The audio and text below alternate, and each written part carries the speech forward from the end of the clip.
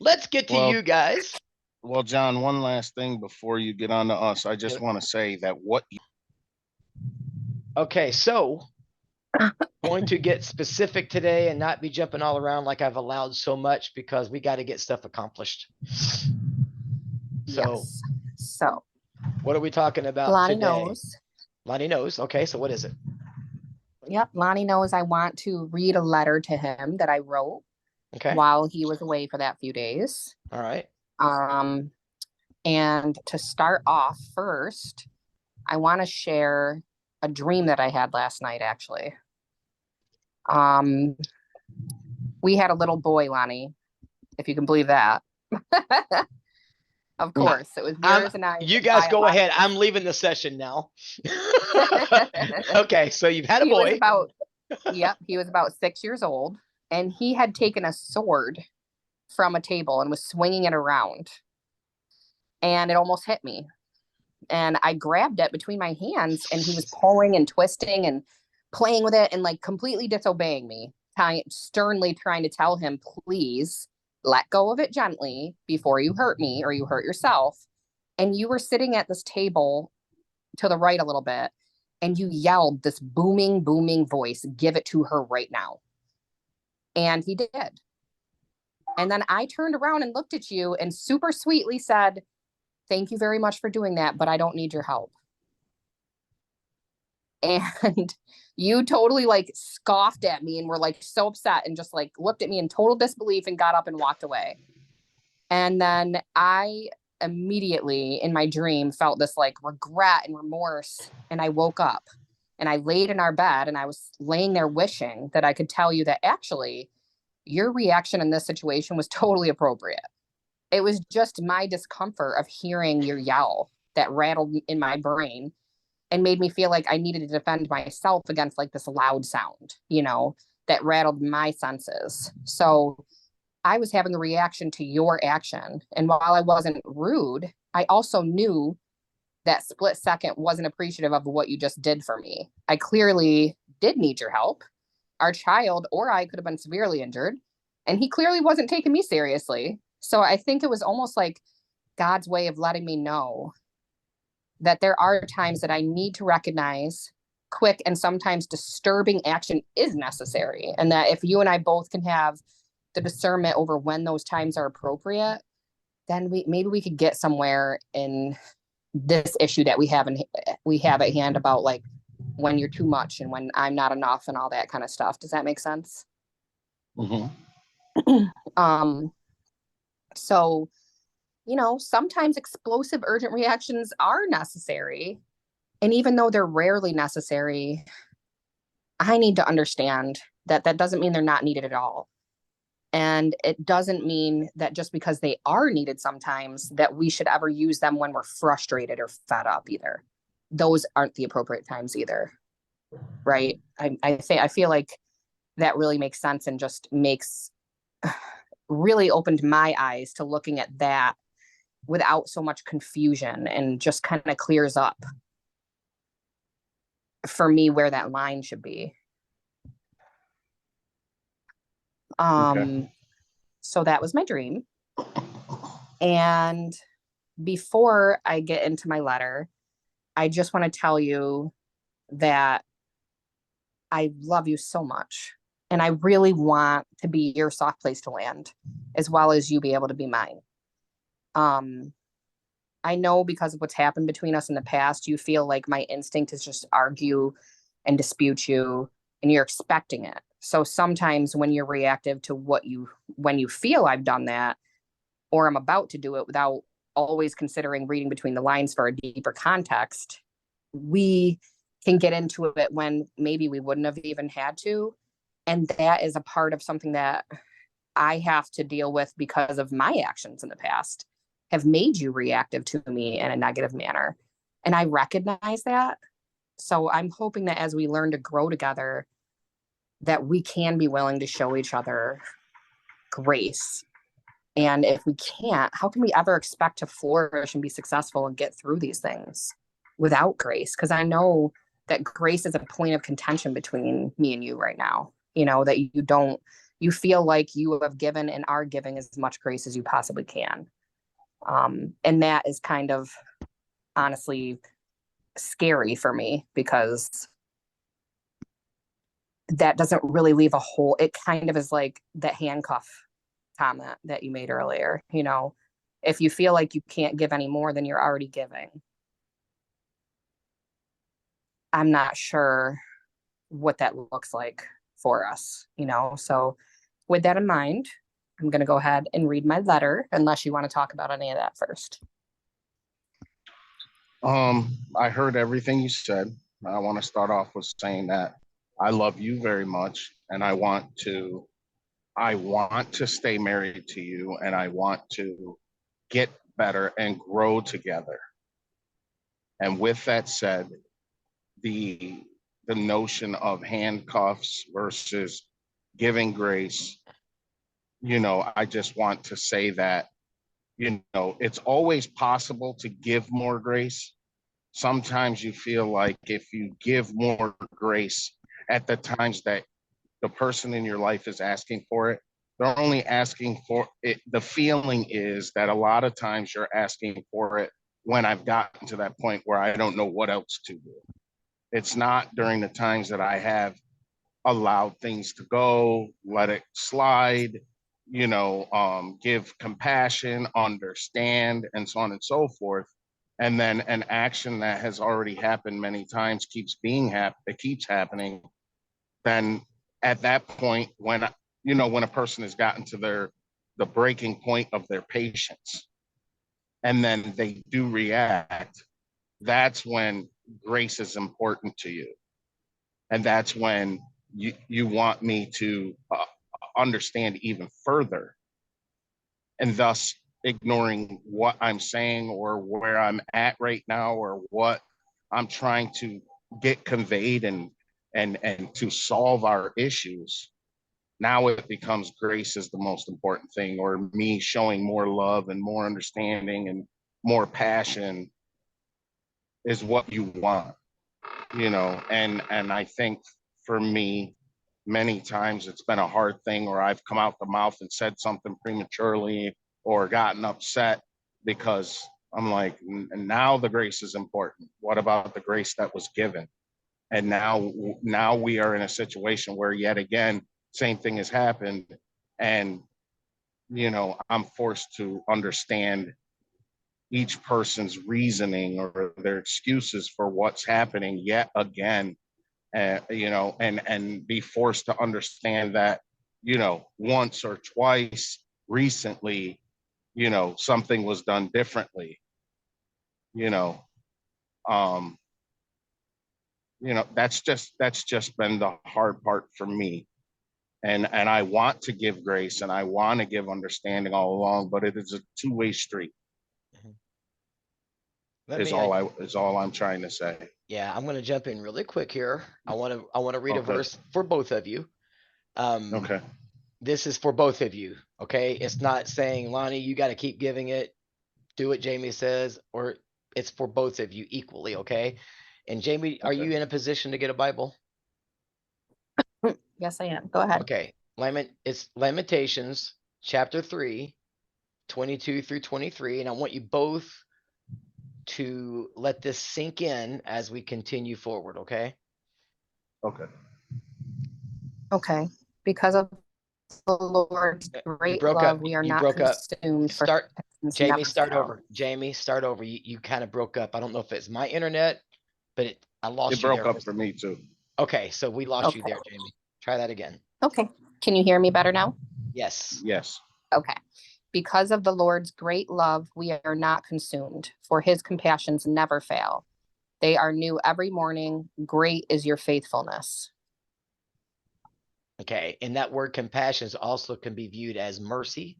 His mercies are new every morning, and it never fails. His love is steadfast. So I want you guys, as we talk about grace, mercy, all of that, he renews those things for us on a daily basis, every single morning.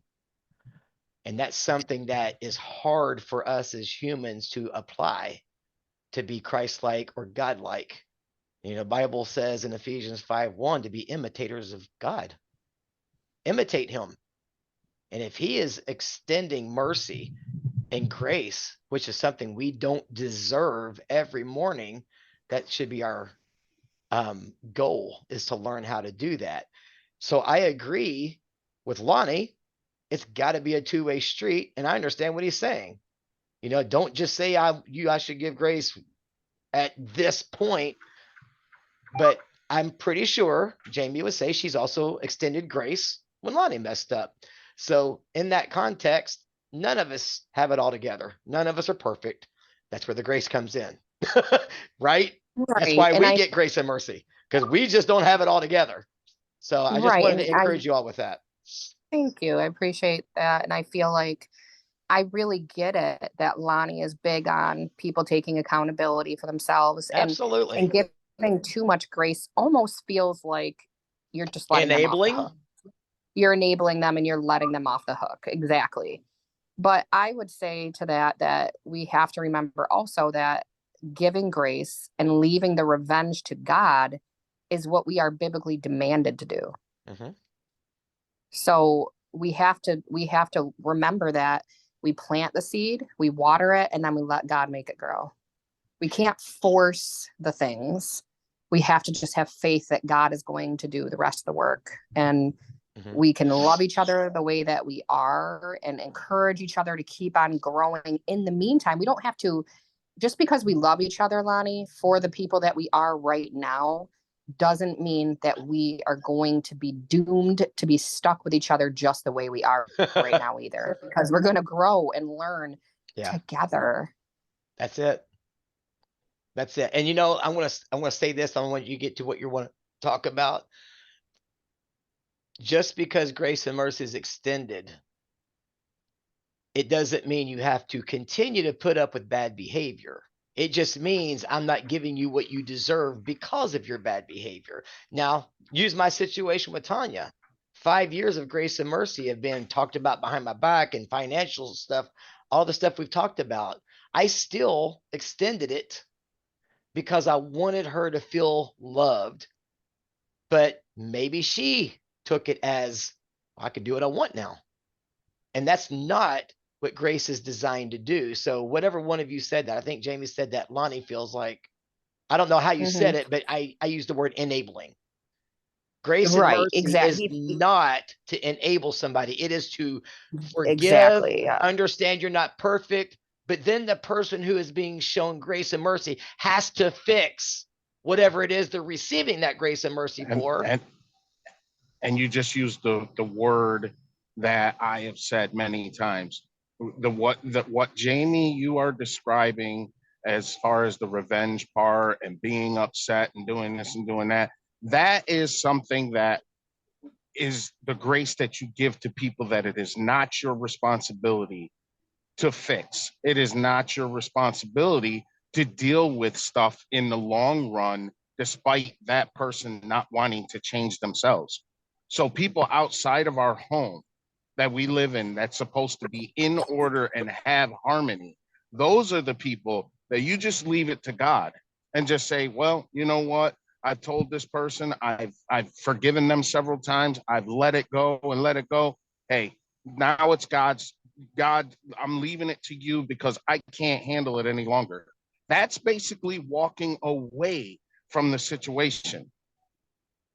Maybe not the person, but the situation, or maybe both if it warrants that. But when it's in your home and you are striving for peace for everyone in your home and you're striving for peace for yourself, walking away from that and just leaving it up to God is the kind of grace that I believe that you are literally asking for in these situations. And at the same time, what that does is it leaves out us as the adults to receive the respect and the understanding for what we do. It is leaving out the grace for ourselves individually, because the respect value and the concern is so lacking in so much around us with the people around us, that our personal items are being abused, and our home is getting abused, and our emotions and our patience with people are just being abused and used to a certain extent. So for me to just say, okay, well, I got a lot of passion in this because I want an understanding of so that everyone can live in harmony. And if no one's listening, and I just happen to be the type of person to try to force people to hear me, after I've done everything I can to make it right, that's what makes it extremely difficult. Yeah, And with you're the type of person that can let it go and hope one day that person wakes up. And then all the while, though, we're being totally challenged and tested on a daily basis by people who depend on us. And I don't think that they're receiving the full potential of our boundaries and our rule sets that we have in the house and for what reason and so on and so forth. So I don't want to go on and on. I just feel like sitting back and just saying, okay, well, I said it, they don't get it, and then just keep dealing with it. Yeah. That for me, I'm not a nurturer to that level. Yeah. Well, I think you can look at grace and mercy in the Christian context. We receive grace and mercy. We deserve hell, but we don't get it. Does that alleviate us of our responsibilities? Absolutely not. We're to grow as Christians on a daily basis. So our response to grace and mercy is thankfulness that we're not being made to pay for something that we actually deserve. So our return is to love Jesus and to serve him the best we know how to. I think it works the same way in a marriage. So anyway, today's topic's not about grace and mercy as much. I just wanted to share it because it's important for us to keep that in mind. Again, we don't want to be the best prosecuting attorney, but not be a good defense attorney at the same time. So we want to get exactly. But I do think, but actually, like after having that dream, after writing my letter and then looking it over, being, a month and a half after our whole big episode just happened, I actually wrote to myself this morning that it is a grace issue between specifically, well, first, before I say that, because I'm going to read my letter first and then we can talk about that. But I had to leave the house, so I'm just driving to a little secluded area so I can not be interrupted, because right now, John and Lonnie, my brother decides now is the time he wants to come up into my room and disconnect his old TV and take the rest of his stuff out right now. I'm like, seriously? I have been waiting. We've been talking, and now you're going to do this right this second. So I'm like, all right. The only thing I can say is I'm not surprised. Yeah. I'm like, I'm just going to put the doggies in their crate, hop in my car, and drive down the road so I can have this time for us. So that's what I did. So, all right. I am pulling over so I can read my letter here. Ooh, I'm on a little dead end street, Lonnie, and they're building this big, gorgeous, like mansion looking house over here. Nice, but it's in New York State, so it doesn't matter. Oh, well, we probably would never want a house that big anyway, but I'm just saying it's pretty. Yeah, let's make room for more family. Yeah, right. I want a shed, honestly. I know. I want to minimize so much that they don't want to be there because there's not enough room. Yeah, like another state. Yeah. All right, so here's my letter. We are ready for this? You're all set, honey? Yeah, I'm all set. Okay. To the greatest man I know, my lover, my best friend, and my husband. This may easily be the most difficult season either of us has ever had to walk this week, but I'm hopeful for us. I have times I feel hopeless. I have times I feel loss and immense sadness, shame, and defeat. However, this time, as the world around us as we know it feels like it's crumbling down, as it has for both of us in our past, we do have something we've never had before. We have armor, spiritual armor. This letter isn't about my emotions. It isn't a desperate emotional plea to change your heart or mind to save our marriage or heal my broken heart. It's a letter about you. It's about my promise to you. This is about being more true to you, myself, our vows, and our God than I have ever before, because there is no other moment but right now for us to seize this day. It's difficult to know how to express my concerns because of the delicate state of our marriage relationship right now. So I'm going to talk to you like I would talk to my most godly friend and not as my husband. 2 Timothy 4:2 says to reprove, rebuke, and exhort with complete patience and teaching. I have been praying for days for peace over our minds and souls and guidance. Right here, right now, it's just you, me, and God. I know He is with me and helping me, and I know that He is present for you. Because we are both Christians, I feel that I'm called to expose sin, even if it cost me everything I hold dear. Proverbs 12:18 says, reckless words pierce like a sword. Proverbs 18:14 says, who can bear a crushed spirit? Proverbs 18:21 says, life and death are in the power of the tongue. Romans 8:6 says, the mind governed by the flesh is death, but the mind governed by the spirit is life and peace. Romans 8:7 says, the mind governed by the flesh is hostile to God. It doesn't submit to God's law, nor can it do so. James 3:8 says, but no human being can tame the tongue. It is a restless evil full of deadly poison.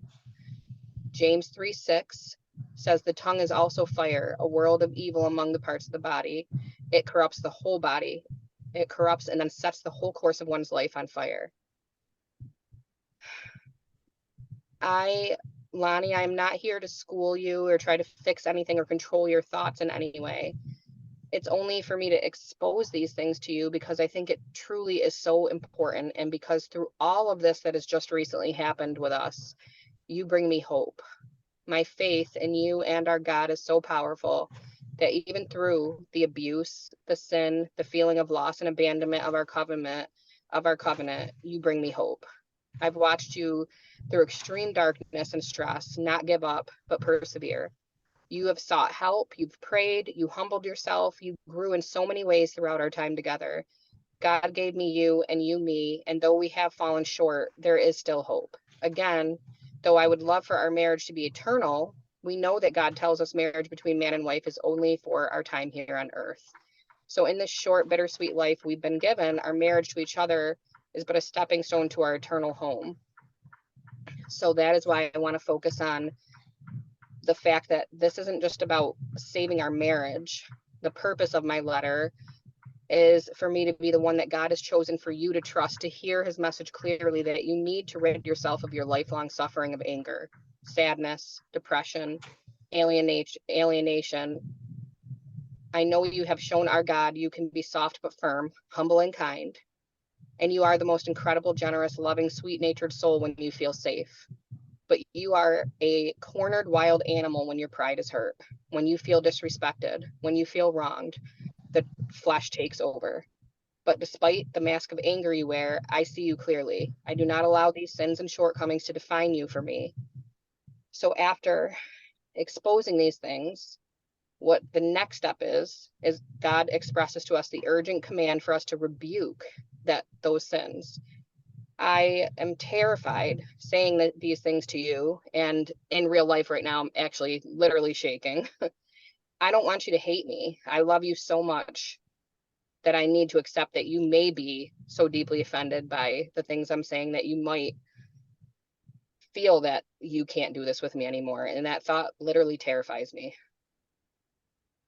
Proverbs 9:7-12 says, whoever corrects a mocker invites insults, and whoever rebukes the wicked incurs abuse. Do not rebuke mockers or they will hate you. Rebuke the wise and they will love you.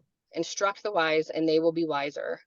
Teach the righteous and they will add to their learning. The fear of the Lord is the beginning of wisdom, and knowledge of the Holy One is understanding. For through wisdom your days will be many, and years will be added to your life. If you are wise, your wisdom will reward you, but if you are a mocker, you will suffer alone. Though we are one flesh and your journey is also my journey, We are free to make our decisions about our lives independently. Whether you and I remain a married couple or end up having to separate or even divorce, what is vital is our salvation. And you're not just my husband, but a brother in Christ that I love so dearly. So I have to ask you, Lonnie, are you a wise man or are you a mocker? Are you wicked or are you wise and righteous? I believe with all my heart that you are wise and righteous. Stress and anxiety, this world breaks you down and makes you vulnerable to darkness. I don't want you to give in to the flesh anymore, Lonnie, not for me, but for you. I don't want that stress and fear to consume you, affecting your health and everything around you. Remember who your God is and repent and serve him.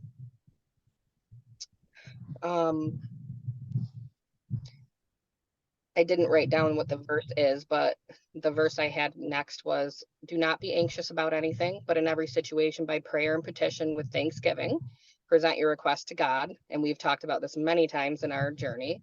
And the peace of God, which transcends all understanding, will guard your hearts and your minds in Christ Jesus. Psalm 7:19 says, my shield is God most high, who saves the upright in heart. And Romans 15:13, may the God of hope fill you with all joy and peace as you trust in him. So that is it. That is my letter.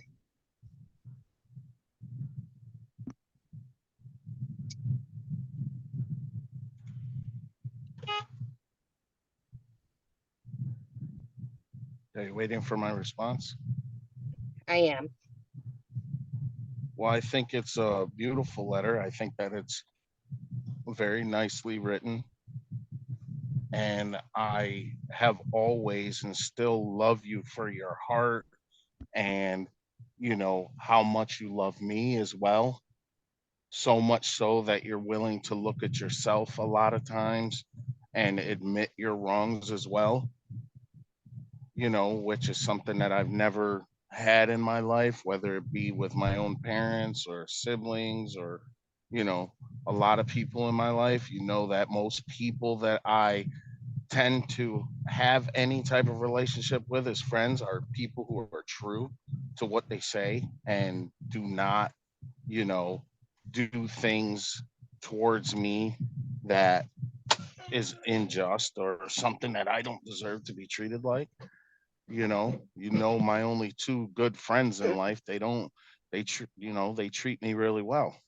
I've never had any quarrel with them or any issues with them. If I bring something to their attention, they're willing to hear what I have to say, you know, and we get along just fine, you know. Um, so I totally agree with you 100% that I am the type of person that when backed in a corner, I come out fighting. I've always been that way. And you know that you've mentioned this, that I do that with you and people that I love and other people, they can do certain things and I just cut them off. Um, you're right. I am that way because I feel like what is most important in my life is worth fighting for. You know, and a lot of times I do feel ashamed of the level that I get to. So I guess I take full responsibility in that. I take 100% full responsibility in that. And I don't think that some of the ways that I've come off are just at all. I just Okay. feel like, you know, there's a reason behind it. There's desperation behind it, you know, and I don't know how to just lay down and just let things be to I don't know. I just don't know how to just let things be the way they are. And I think that if we look back at anything that I've ever been passionate about to the point where I've gotten upset about, there is definitely, it's definitely an issue. It's really, truly an issue. It's not something made up. It's not, I'm not just looking for something to attack, you know. I don't know if you agree with that. You know, I don't just look for things to attack a person about or whatever. It's there. It's obvious. It's blatant, you know. Um, I Okay, don't I know. do. I, I just don't know how to just let go and be okay with things that are not right. Yeah, I think that it's more about just, I guess, learning the delicate balance of grace, of learning how to give that, but not feeling like you're giving yourself up in the process, not feeling like you're just laying down and enabling and letting everything happen to you. It's not even to that extent or anything, it's not about that. Hang on just a It's second. I think a lady's trying to walk up to my car and I want her let her know that I'm fine.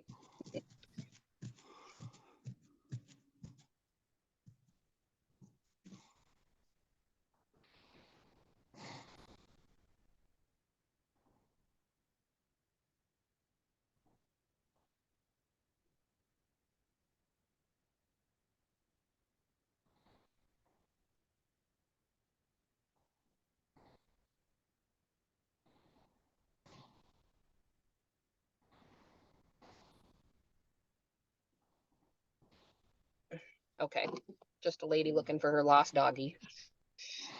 I guess I guess what is my biggest conflict with you is the fact that you okay, you bring the majority of my life as we know it right now. You bring the majority of it.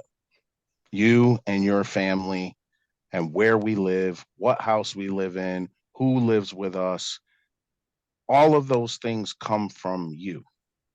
My family doesn't come out here. My friends don't come out to the house. Everything around me at home is you and your life. Mm-hmm. Okay. And with that said, I one thing that I'm 100%, and I say this with all the love in the world, one thing that I am 100% fatigued from is your definition of what my happiness should be. If I, no matter how I approach letting people around me know what makes me comfortable, what makes me happy, what I perceive my home to to evolve like, seems like you define that. If I'm not happy with it, it's not a big deal. Let it go. Don't worry about it. Who cares? To the point where I've said to you, if this is okay to you and this is what you believe is all right, then why are you worried about it right now when you don't worry about it any other time? You know, like say something's coming up and you're frantic because now you don't want certain people to come to the house because you don't want them to see the way it looks, or it's bothering you because the mudroom is so filled with everybody's stuff and this is this way and that's that way. I'm like, if this is you and this is how you want to be all the time, then why are you up at arms now? Why are you upset now? Why are you frantic that there's not enough time to get it a certain kind of way? Said if you stay ready, you never have to get ready. You know, to me, I truly feel like you try to define my happiness. When we first got together, you told me you were worried about the type of person I am by myself, and you know that you are not like that, and you're worried that we're not going to work out because you didn't go into depths then, but you have tried to show me all along that you are the type to put everything off. You don't, it doesn't bother you. You would rather leave the house and go make memories and have fun than to make sure that things are done at home first. You know, Mhm. Oh, I mean, if I can interject right there for just a sec. What I mean by that is just the simple things like if there's dishes in the sink or if the floor needs to be mopped, not if there's like major things, dog poop, garbage everywhere, living in filth. None of that is okay and acceptable for me either at and all. would you say that that's what our house is like? Our living space right now, no, we don't just allow that stuff to happen. And when we're downstairs, yeah, there's been times that it was definitely happening on a regular basis because we're both at work, the kids are watching the dogs, but I never have been the type of person, and nor would I, to just walk over and leave poop for days or just live in filth and be fine with that. No, I like clean sheets when we get our bed without dog hair in our sheets. Laying on the bed, fine. Under the bed, in the sheet, no. Like things like that. I feel like sometimes just because the situation is there and I'm not mad and in a hurricane going through the house, like pissed off, that I must be fine with it. No, I'm not fine with it. I just process the information, pick a time in my mind that I'm going to deal with it, and I prioritize my day accordingly. That's just how I operate a little bit differently, I guess, and I know that sometimes that makes you feel like I just don't care at all. No, I have, I'm just really great at regulating my emotions. That's all. I just really, I mean, I could be today, right now, I am freaking furious inside right now that Bobby just has, first of all, totally insulted my counseling session several times in the past couple hours, wants my whole life to be all around him right now. But have I made it known at all that I'm irritated in any way? I think it doesn't really show because I'm just here in the moment making this a priority right now and not allowing my emotions about my current situation to ruin or alter this moment, because that is what I'm trying to stay focused on. And that's just how I kind of do things every day on a daily basis.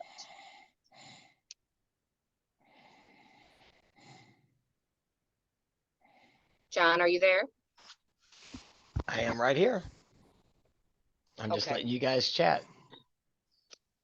I do have a thought though, and this is kind of off target, but in the same realm.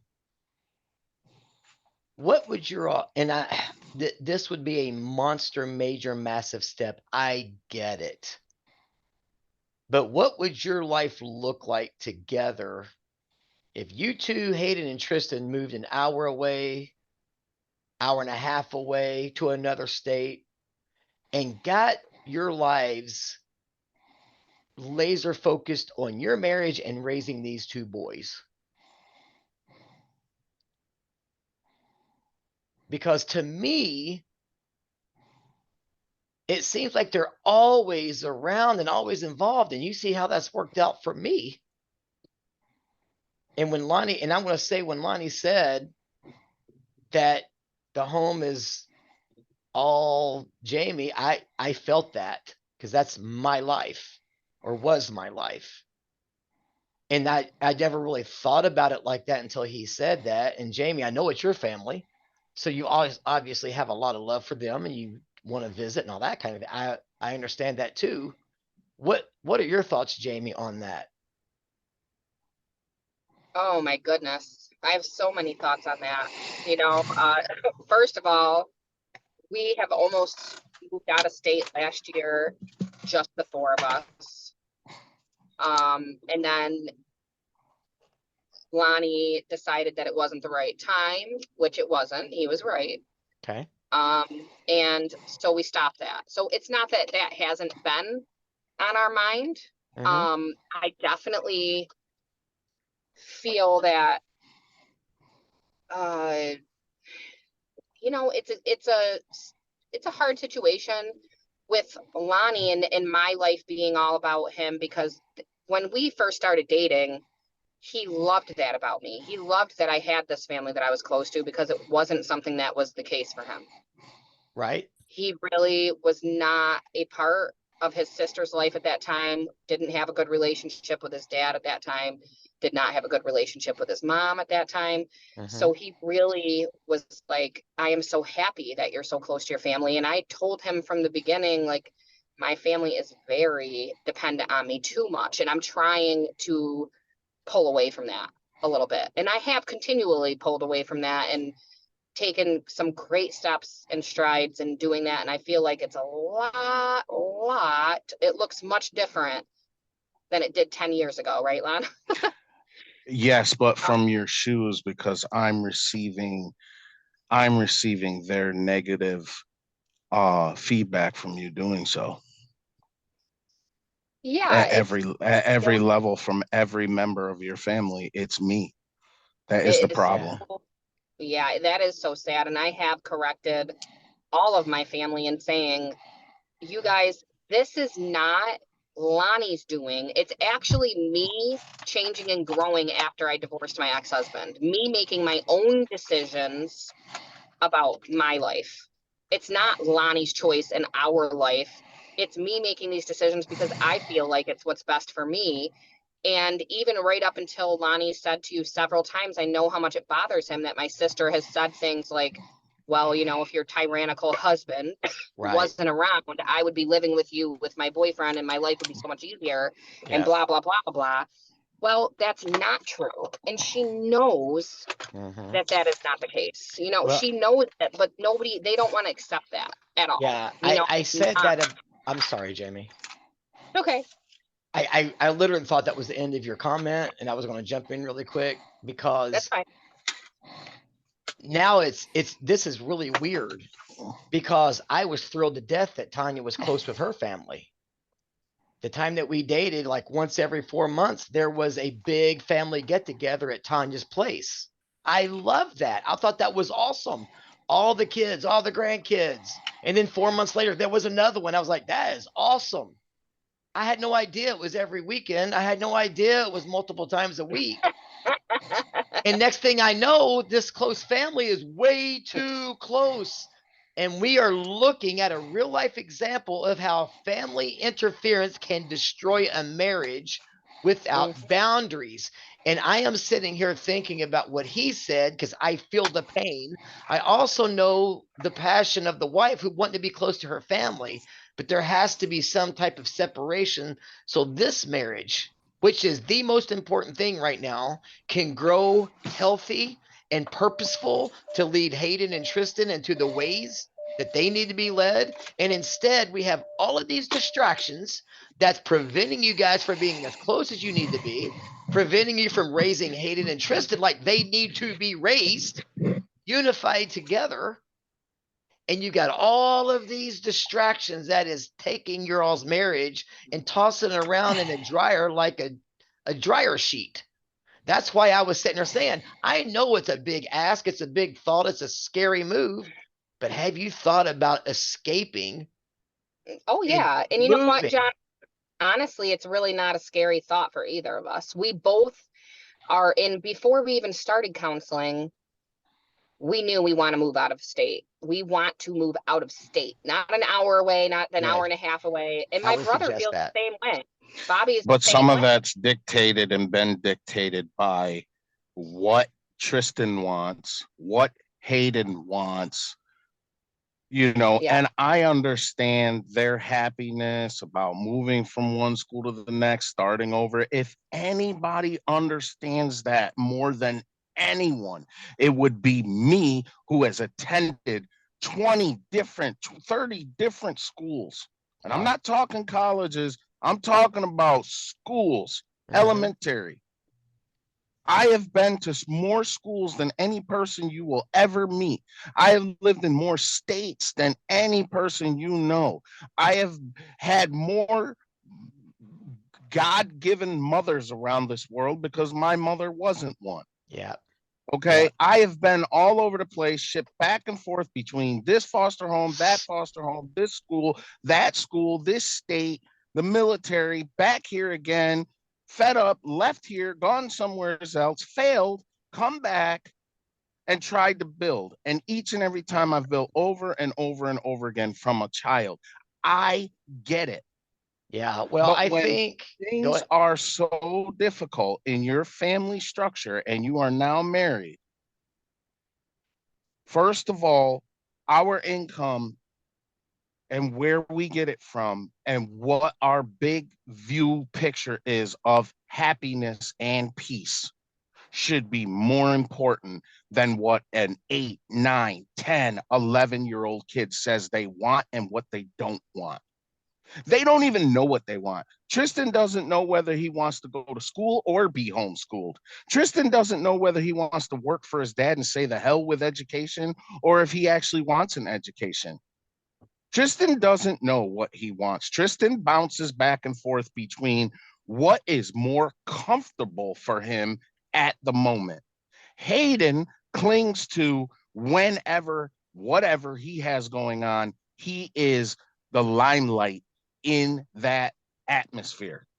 If he is popular and flourishing with his friends, despite grades, school, academics, future, it's what makes him feel good right here in the moment. He doesn't care about the future. He doesn't care about where it is Yeah. that he's going to school. All he cares about is he's the popular guy right now. Yeah. Well, I And that think, him working out and looking good and his friends idolize him. That's what's most important to him right now. So if well, we focus on where we live, what we do, how we do it, on what they want in their age, where they're at right now, I'm telling you right now, I would be more apt to listening to everything that they want if they actually contributed to anything being harmonious in our household. But they don't. They stay up all night, they sleep all day, they eat everything. They could care less whether there's food or something for us to eat on. They will literally disregard anything that makes things peaceful between any of us. well, the Even whole though I don't, environment you guys are in is chaotic. The whole environment. the whole environment is chaotic. So that's where I'm talking about. If you guys can get away from some of that chaos and start establishing more peace, maybe they'll start living in more peace. But it doesn't sound to me from what little I know that there's a whole lot of structure. And without structure, you're fighting a losing battle. Well, Exactly my about situation. structure. But We that's my talk situation. a lot, but we So, don't. well, But it's not carried through on a okay. level of going Well, towards that. It yeah. gets settled for as long as certain people are content and Well, no one is bothering them or agitating them to do better, then well, we're relaxed. I think in my mind, this is just an opinion from observations. I think you two need to have a serious sit down and discuss the possibility of getting out of there. Because honestly, I'm obviously on the outside looking in, but now I'm feeling a little bit of the pain because I'm seeing my marriage come to an end because of too much interference from outside sources, no structure, no order, and you guys are living in a tornado and you're not even in the eye of it. You're in that little funnel area where it's getting tossed around. And that's not the way God has designed your lives to be. I And think you that's need what the to, grace that is being expected of me through everyone. well, That's where it shows, not in just do I provide, do I encourage, do I give praises for things that are be done good, do I think about my family when I'm not around them and bring them things and do things for them and all of that. All that's there.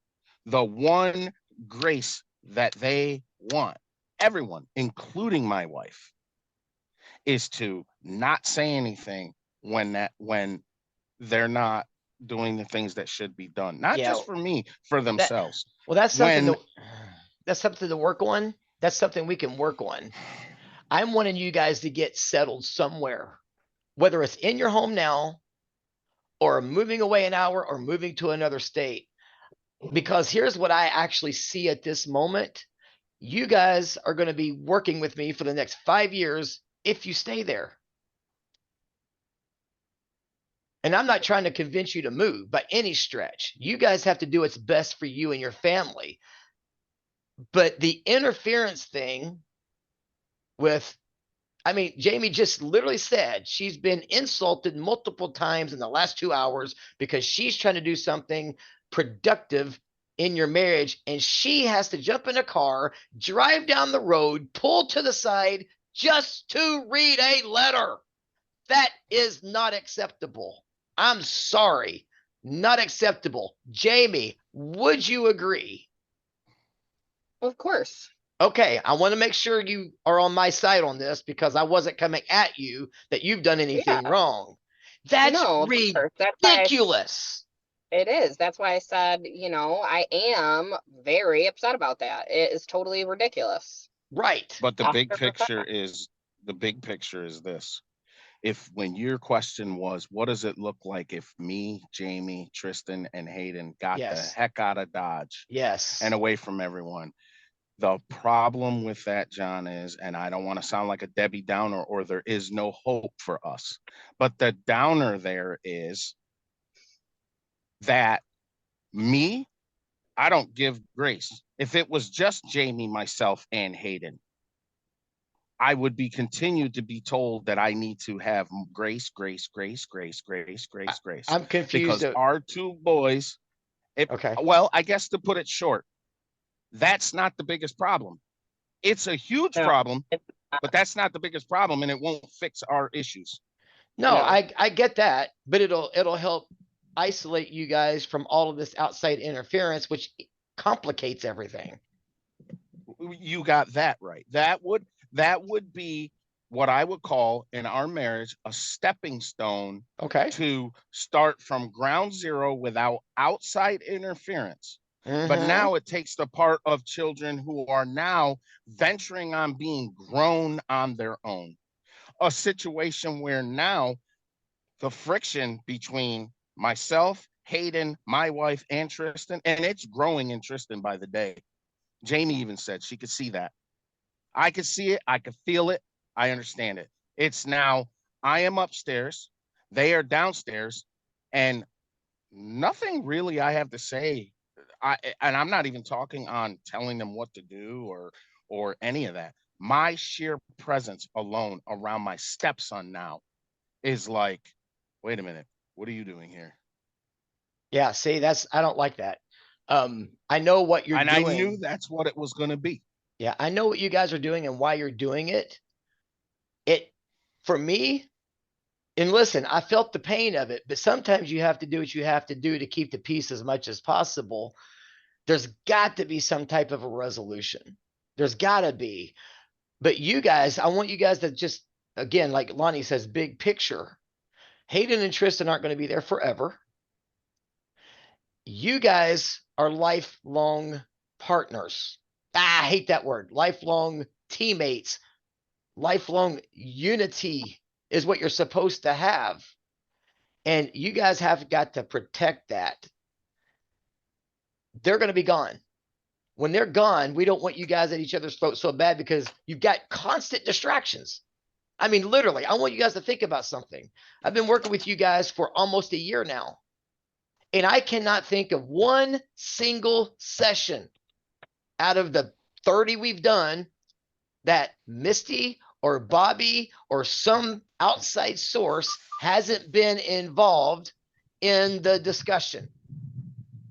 And when, I want you to think about this, when we talk about the external factors, we're not working on Jamie and Lonnie. We're trying to figure out how to put borders up to get Misty from mooching and Bobby from interfering and all of this craziness. And that's why I'm saying if you guys were willing to move to another state, really, what's the worst case scenario? Tell me, Lonnie, what is the worst case scenario if you move to another For- state The worst case scenario as far, well, of anything? Like, I'm- what's the worst that can happen? nothing. The worst that can happen is that we are now a family unit somewhere else without outside influence. Okay, Jamie, Now it's what's the, got to be worked on in from within. okay, Jamie, what's the worst case scenario if you guys move out of state? That it doesn't work. Worst case scenario. Now let's go to this. What's the best case scenario, Jamie? That we all feel better and love it. Uh-huh. Lonnie, what's the best case scenario moving out of state? That there's no outside influence, and everyone realizes that we are the family unit, that Okay. each and every one of us are what's most important Okay, stop together right there. collectively. Yes, stop right there, Lonnie. Jamie, did you notice the demeanor change in his voice when he said the best case scenario? Did you catch that? Yes. Okay, now I'm asking you if you caught it because that's what I go on. His demeanor went from uptight, irritated, and when I said, what's the best case scenario, he got softer. And it was like this whole different person showed up. That in itself says something to me. I don't know if it says anything to you, but I wanted to point it out because of the amount of demeanor change that I detected in his voice. And if you caught it too, then I'm not nuts. Because I heard the whole different change. The tone, everything changed. His stress levels weren't there. It's like we get to, and it was like relief almost. I think it's something you guys should seriously talk about. I really do. Because let me tell you what I said to Dave. Well, we lost Lonnie. Jamie, did you really hear it change? Yeah. That stood out to me more than anything, which is why I shut him down. Like, Lonnie, stop talking. Because that was all I personally needed to hear. He sounded relaxed. He sounded much more calm. And I've heard him on all levels. I've heard, not like screaming at levels, but I've heard the stress. I've heard the frustration and the Mm-hmm. and I've heard him be gentle. When he responded to your letter, he was gentle. But that was a different gentle that I heard from that man just now. I'm glad he dropped out so I could tell you that a little more sternly. If you guys are willing to get out of there, I personally think it's going to do something for your marriage. Your boys might not like it, but you know what? Learn to adapt. Teach You know them to what, adapt. John, I gotta say this out loud. The Please. reason dynamic is different between him and Tristan and Mhm. him and Hayden, he has not acknowledged or apologized at all for anything that has happened.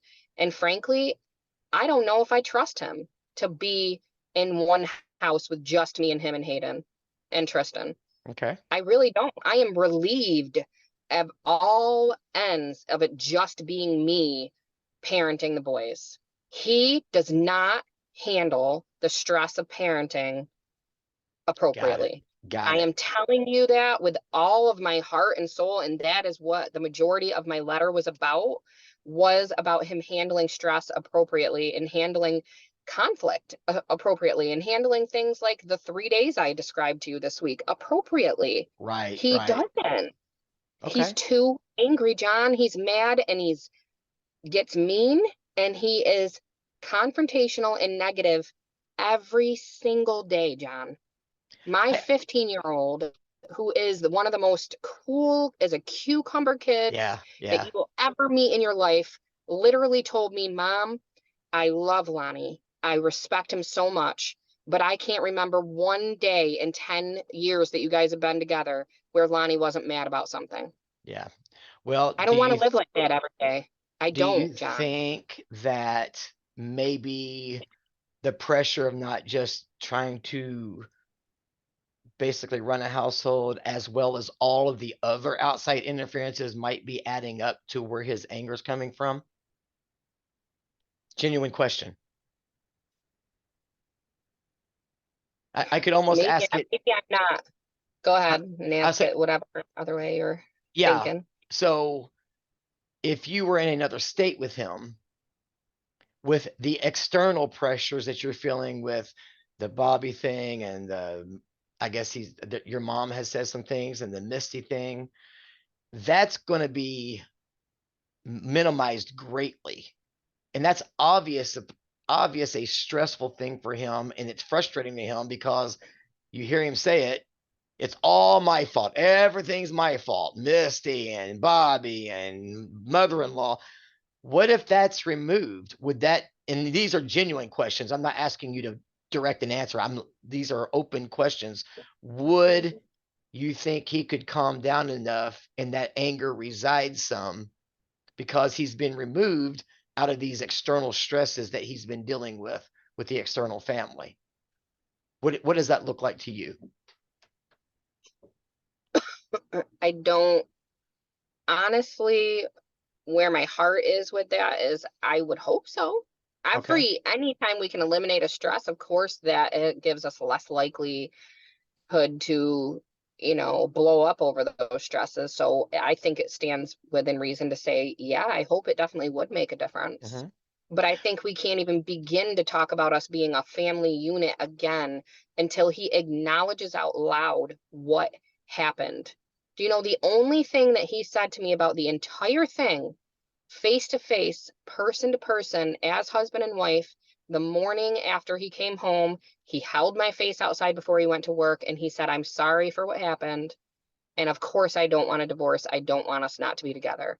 Mhm. That's it. There was never any other conversation. He never said anything to our boys. And he did tell me that the reason he didn't say anything to the boys is because he was trying to wait until he had some finances in order to be able to take them to like a really nice dinner, sit down and really have a nice talk with them. And we just have things have come up over and over where we weren't able to do that. Yeah, So a couple weeks yeah. ago, he said he just needs to do it because at some point, if he doesn't, it's just not going to mean anything anymore because he's waited too long. Well, Yeah. I would argue to say that August 21st was the day he came home. It's been 5 weeks since it happened. Yeah. And there is no healing yet because he barely talks to the boys. And when he does, he acts like nothing even happened. And there has been no healing between them. Yeah. And Yeah, you know he needs what? to get on that.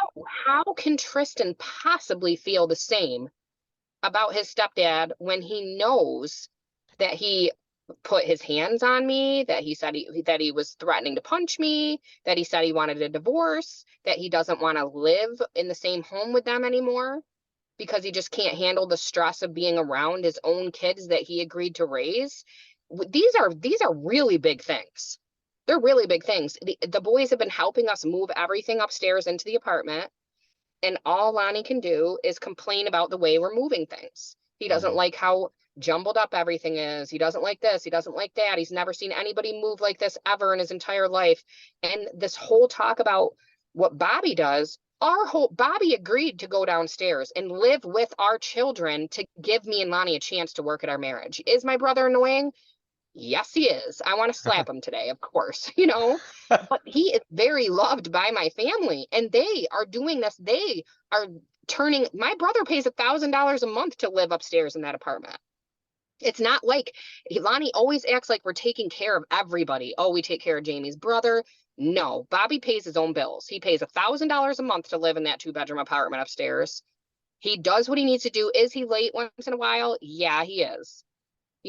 And so Lonnie feels like he has this way to be able to say what he wants to say and feel like we take care of him because he has to wait for rent sometimes. I get that. I do understand that that is obnoxious. It's going to happen with any tenant that you have. And my brother's never, ever been like later than within the month that he's paying.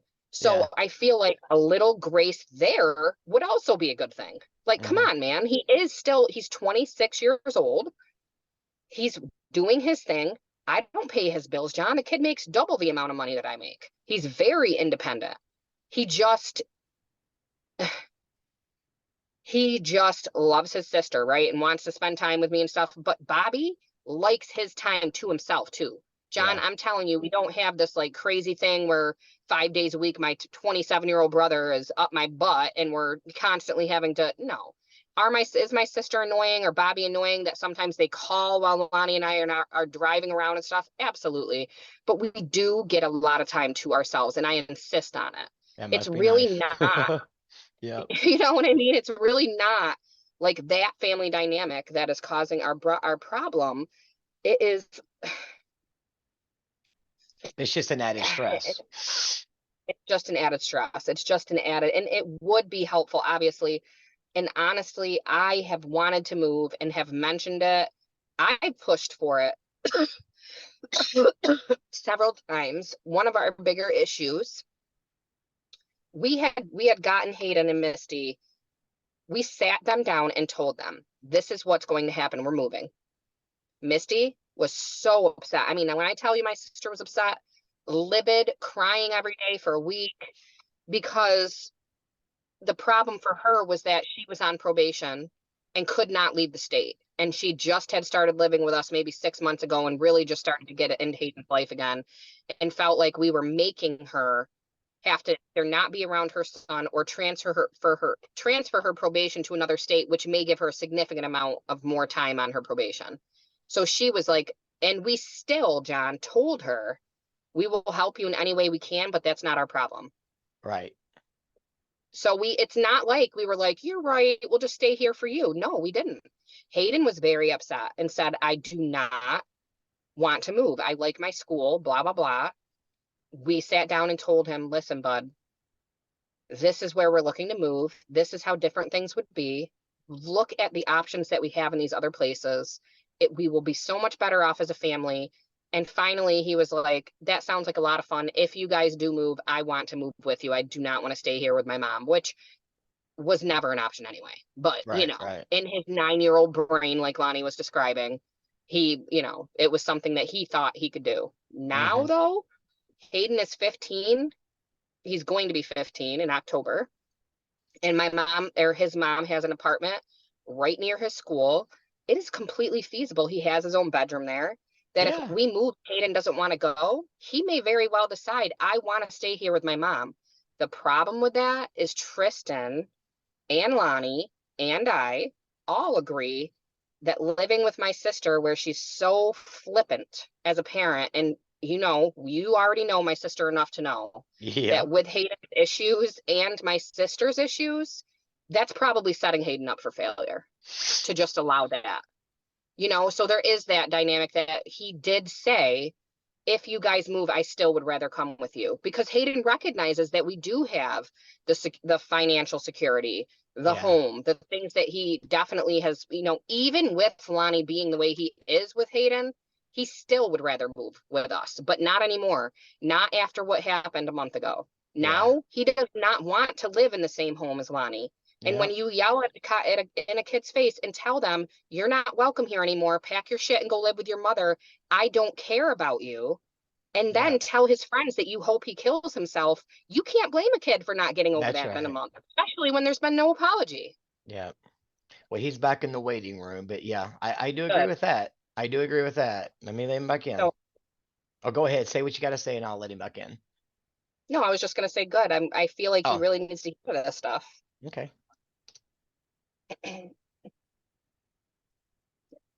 You there, honey?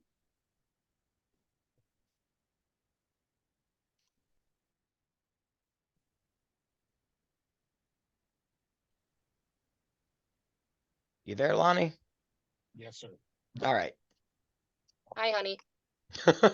Hi. So I wanted to say that with you talking about Tristan and how things are different for you now, we really have to talk about the elephant in the room here, and the time that I wrote that letter to you and me reading it to you today also had the purpose of this conversation exactly, that the reason the dynamic has changed between you and Trist, honey, is that there were things that happened over that 4 days that you don't remember, or before you left for that 4 days that you don't remember, that you still haven't addressed or talked to him or Hayden about and apologized or acknowledged that even happened.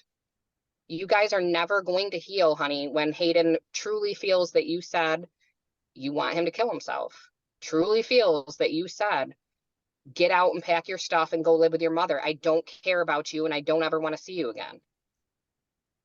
You know, those things are going to stick in a child's mind and they haven't been talked about. Tristan, you held onto my arm hard. You held a fist up to me. You told me we were done. We were divorced.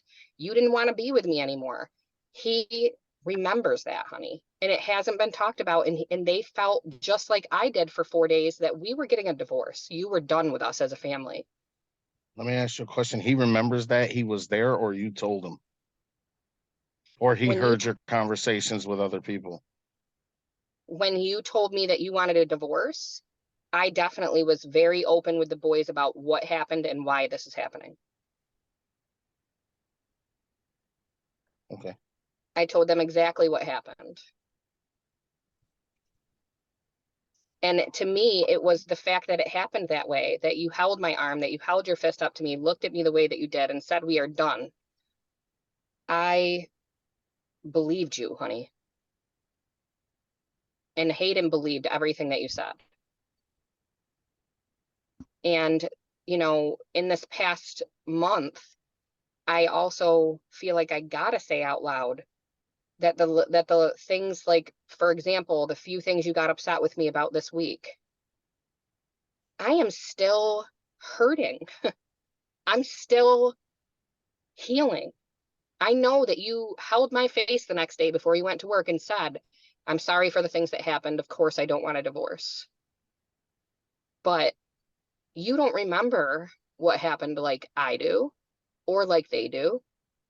And I'm not healed fully from that. So when I ask you for a little bit of grace about silly things like, you know, the door, or I interrupted you a few times because I was excited that you were talking first thing in the morning and that's not usually your MO. I feel like, gosh, does this man love me at all the way that I love him? Because I give him grace where I'm ashamed that I've given him grace in ways. And I do not get that same thing back. I've never hurt you like that, ever. And I feel like, have I loved a little bit too much with my family or enabled them to do things? Yes. Have I confessed to that and told you that I want to do better? And have I made strides to try to do that? Yes, I have. So I don't feel that I deserve the wrath, and that is the right word for it, that I get sometimes from you, and neither do our children. I don't.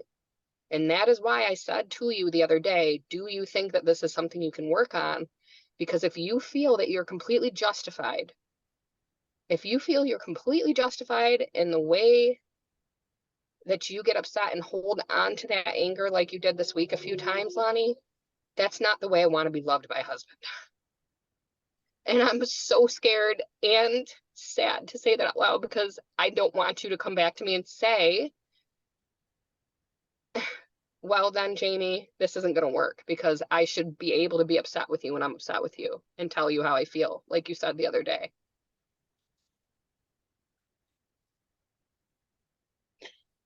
No, you're exactly right. I have not taken the opportunity yet to talk to either one of them. I have attempted to try to, but something just like usual comes up. And at the moment that I'm trying to do that, I did not want it to be, because I am fully aware of what how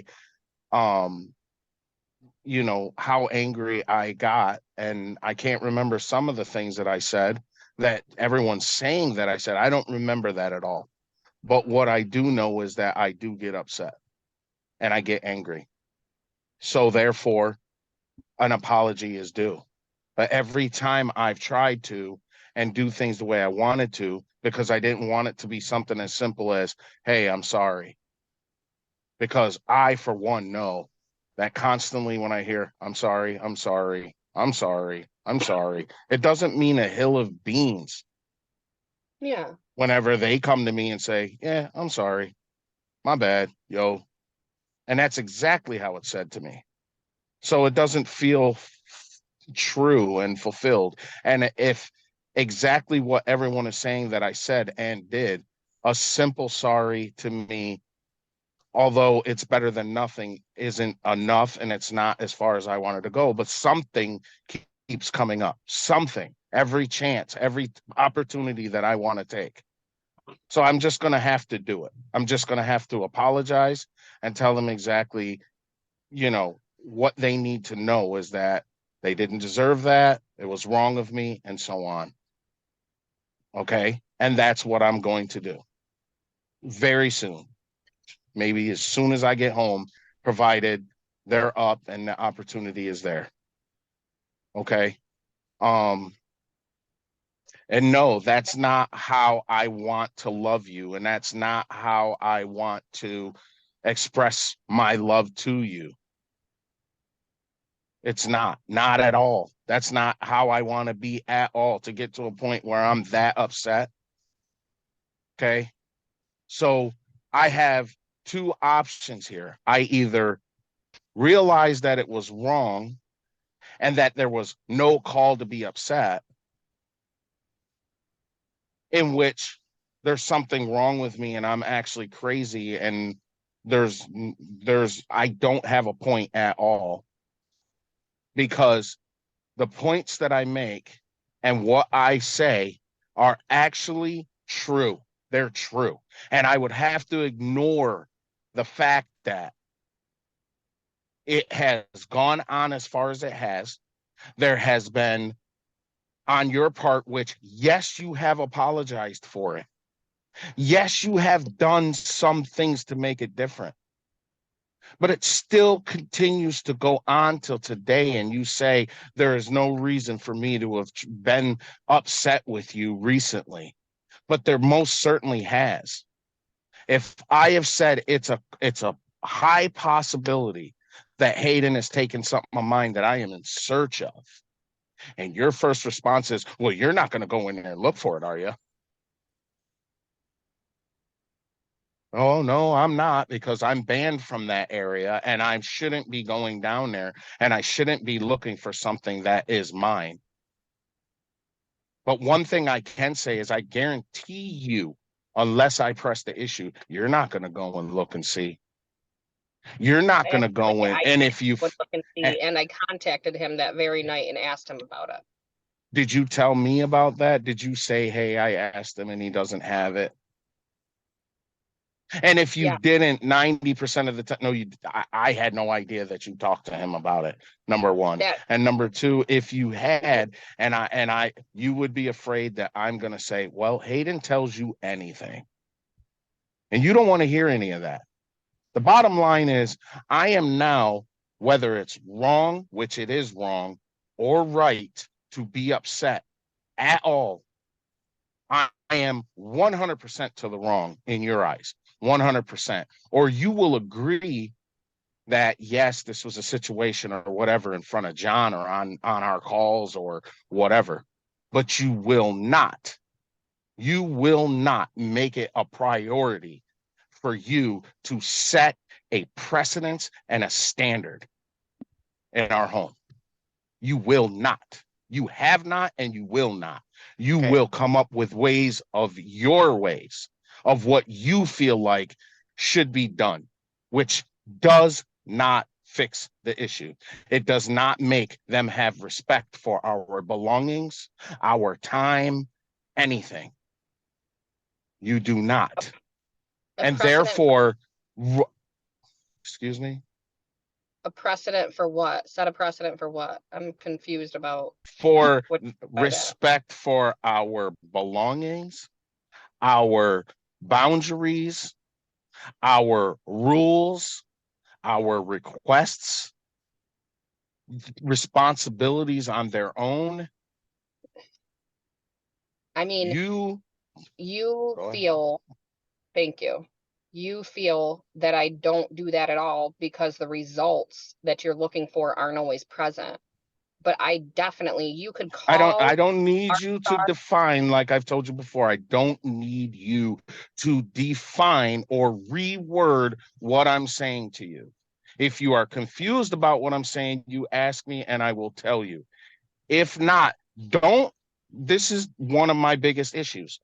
Do not rewrite everything I say. Do not rewrite everything I feel to make it sound more plausible to you. I said, you don't make a standard. There is no blueprint whatsoever. It is lackadaisical and it is taken care of according to what you deem on your meter of what is an issue from what isn't an issue. What is Okay. something that you need to handle or something you don't need to handle, or you don't have the energy to handle, or you just won't go forward and find out yourself. Okay, well, first, I just want to say that effective communication is rewording what you think you hear to make sure you understand what the person is saying. So that's what I'm Right, but doing. I'm not that trying to is like, not what you do. What you do is you say, well, what you're saying is you feel like I don't do these things because you don't see a result. That's oh, what well, you just did. what I was going to say after that is, however, I absolutely have set a precedence, even for us moving up into the apartment. I've had a talk with Hayden. Do not just come up into this apartment before we get a new door lock. Do not just come up here and help yourself this refrigerator, use the bathroom, go into our room and check anything out. Do not do anything like that. I definitely set up boundaries and do these things all the time. The only difference is now, since we moved upstairs, is that we are supposed to be working on our marriage first and me handling the parenting. So I'm not talking to you about everything that I talk to the kids about. No, but when it comes to something that is okay, all right.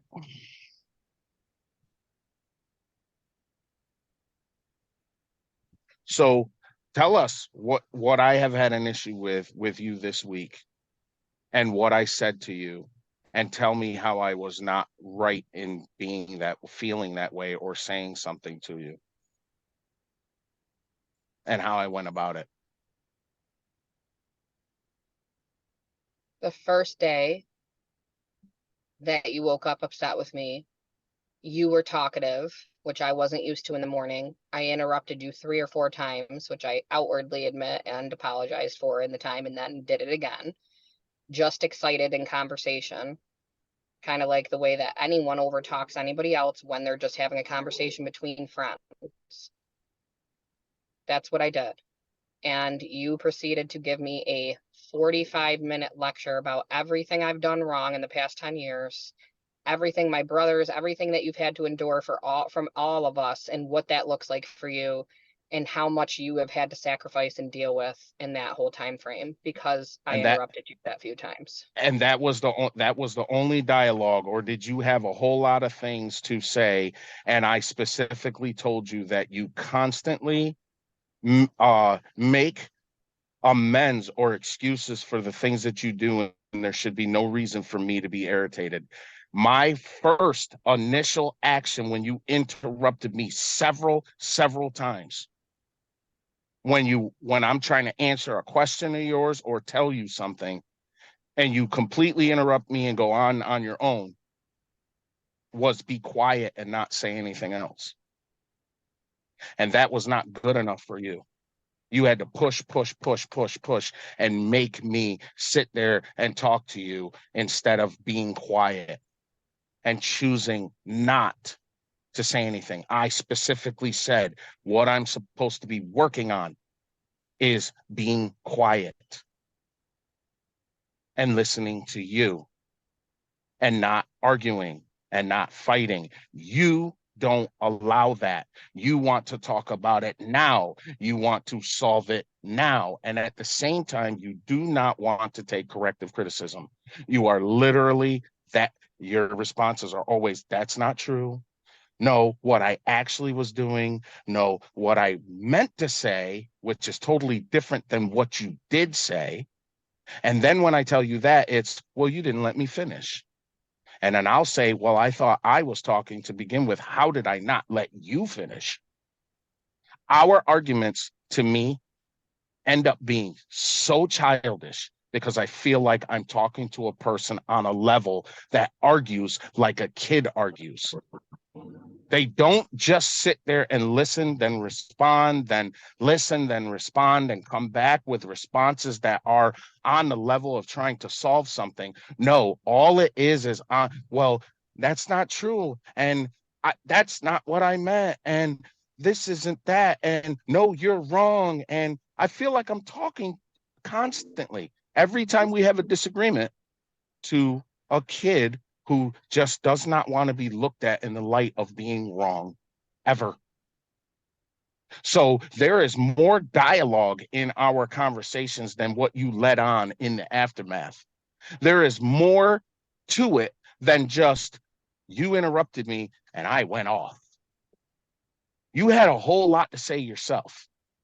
And every time I tried to tell you, I don't want to start today off arguing. I don't want to do this. This is this. Well, no, that's not true. I don't do that. I've never done that. I don't. And then I'm forced to go down this path of, well, yes, you just did it the other day with this. Or yes, what about this time? Or yes, what about, I always have to validate what I'm saying because you refuse to take ownership of what you're doing.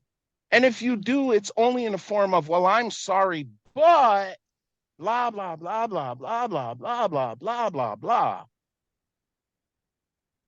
There is a conversation being had there, not just I got mad because you interrupted me and I went off on you.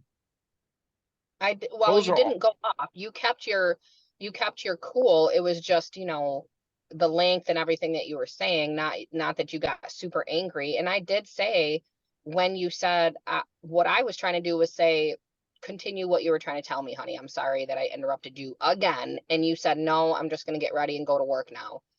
And I was like, Yeah. I feel like I can't even be me. Like, I had my guard down and I just interrupted you out of excitement in a conversation and I'm in trouble. And that's when you went into your long No, thing you're to not in trouble. me. I just don't want to argue with you. And I'm already at that point where I've been interrupted so many times on what I'm saying that at this point, I've lost passion for saying what I'm saying. It's not the end of the world. With you, everything is the end of the world. If I become quiet, it's the end of the world. If I tell you I don't want to discuss it anymore because we're not seeing eye to eye, it's the end of the world for you.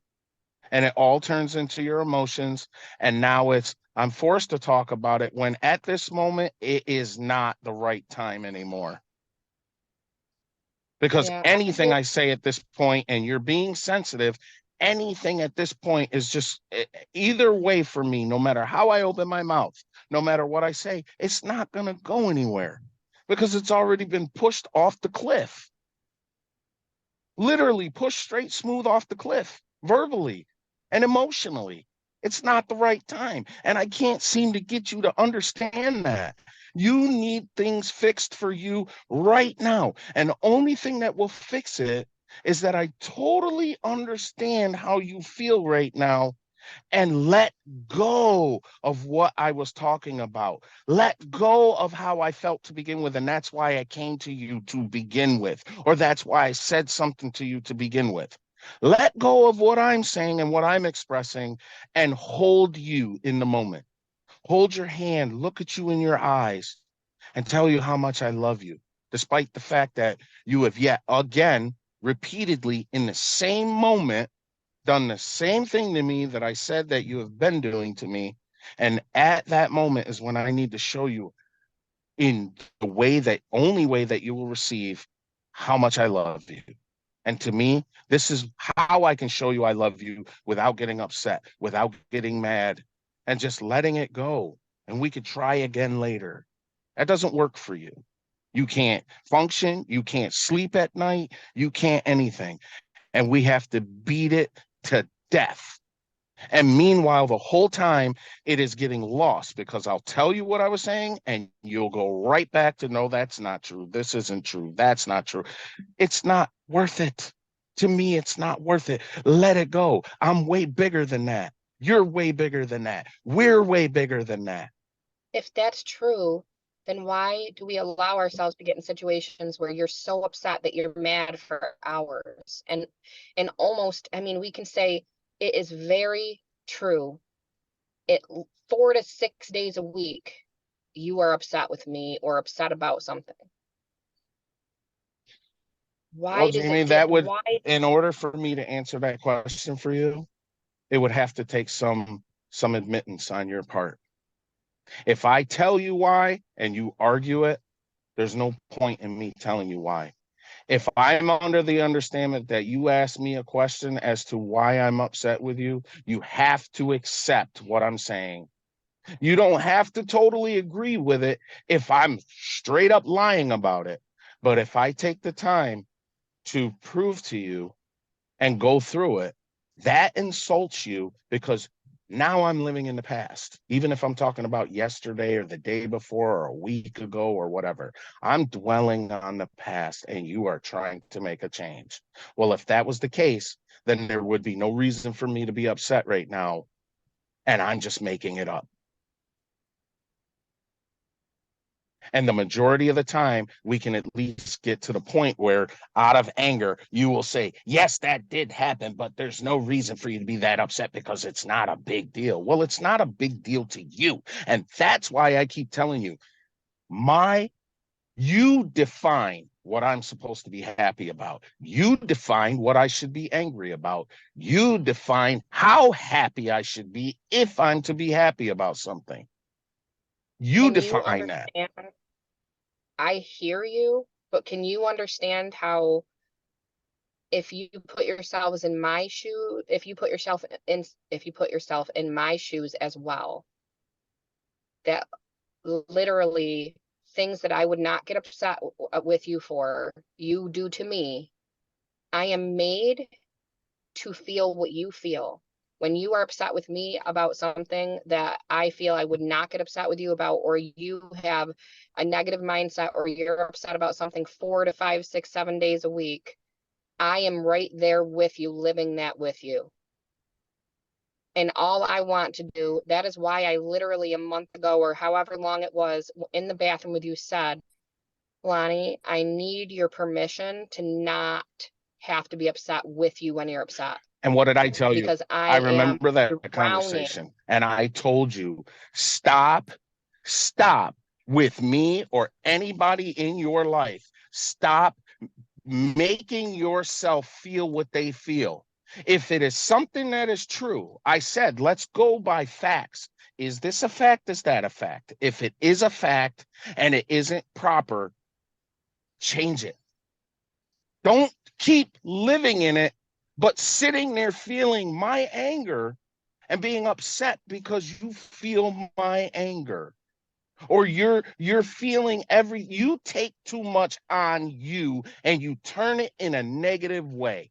Well, my guts are all mashed up because you're upset at me right now. Do I have a reason to be upset with you or do I not? If I do, then if you feel like it's worth changing or you think it's proper for you to change that, then just change it. Okay. That's what I do for you. Is it? If there's anything you have a problem with other than the one thing that you know, and I know that when I get fed up, I get upset. Everything else on the table, if there's an issue that you have with it, I change it. If you tell me, hey, this is not right, blah, blah, blah, this and that, and I say, yep, you're right. Boom. Do I ever do it again? No. Do half the stuff, do I ever bring that to the table to begin with? Do I bring disrespect to the table? Do I bring sheer not caring about no one else in the house and what is good for them as far as having the things that they need, utilizing everything, wasting everything, making a huge mess everywhere and saying, I don't care. I don't care. I don't care of course that you don't. You're not a child. Okay, well, course let's you look at you then. Are you an adult or are you a child? I am an adult, and if you're gonna say that I seriously mess up everything and all the things that you just said were I didn't examples, say I do. everything, but do you do things in our home the same, or have I said to you, let's start with that. Have I said to you, half the time I come around here and I ask who actually did that, and you'll stay silent, and the kids will be like, I don't know, I have no idea. I have no idea. You won't say nothing, won't say nothing, won't say nothing until I press the issue. And later on, you'll say, I have to admit that was me. And I'm like, really, James? And I just shake my head or roll my eyes or whatever. And I'm like, really? They're And not going to change if you do the same stuff. these, But but that I'm wrong. you know, okay, you're not wrong that I may have made that mistake, but you are wrong for keeping score for it. There's so many things. How about the fact that you've had hair in the sink since yesterday morning? Do I say a word? No. I How about cleaned it how up. about And the reason why there was hair in the sink is because the drain does not drain down all the way. I shaved, and each time I go in there, I try to rinse it down and I try to clean it out. But we're in a hurry to leave the house, in a hurry. And this morning, I went in there and I cleaned it all up. Yes, I did. Yep, and I saw that too. The difference that between the way that I handle those kinds of things, or for instance, losing things. I got a big conversation about that the other day. The difference in how I handle things with you is, one, I didn't mention it at all until now to make a point. And two, I accept your reasons as plausible reasons in your mind. When I say something like that, I should have stood there and rinsed it until it went down, and that is an excuse. No, no, no, no, no, no, no. No, that's not how it goes. And as far as your example of losing things, Jamie, since we have gotten together, how many times have you lost things, lost them, and it has cost valuable time? I've had to break into our house several times, scale up into the house. You have lost my cards, credit cards, debit cards, your credit cards, debit cards, every week almost for 2 to 3 weeks out of a whole month. You would go back to work and still forget your keys. And now I have to rush home to let you in because you don't have your keys again. And I did not go off on you about that. I talked to you because every day almost you don't know where your phone is. You don't know where the remote is. You don't know where the remotes to the dog's collars are. You don't know where your keys are. Your phone is in the bathroom. It's downstairs. It's outside in the car. It's everywhere. I'm the only one in the house that can be asked at any time where anything is, and I almost always know. I have That's so confusing to me on top of it. You Yeah, know where everybody else's stuff is, but you don't know where your stuff is. right. And So why every time I'm in the middle of something and I got to go find yours or do and something. there's a lot of things that I need to do for you too that I just do without complaint.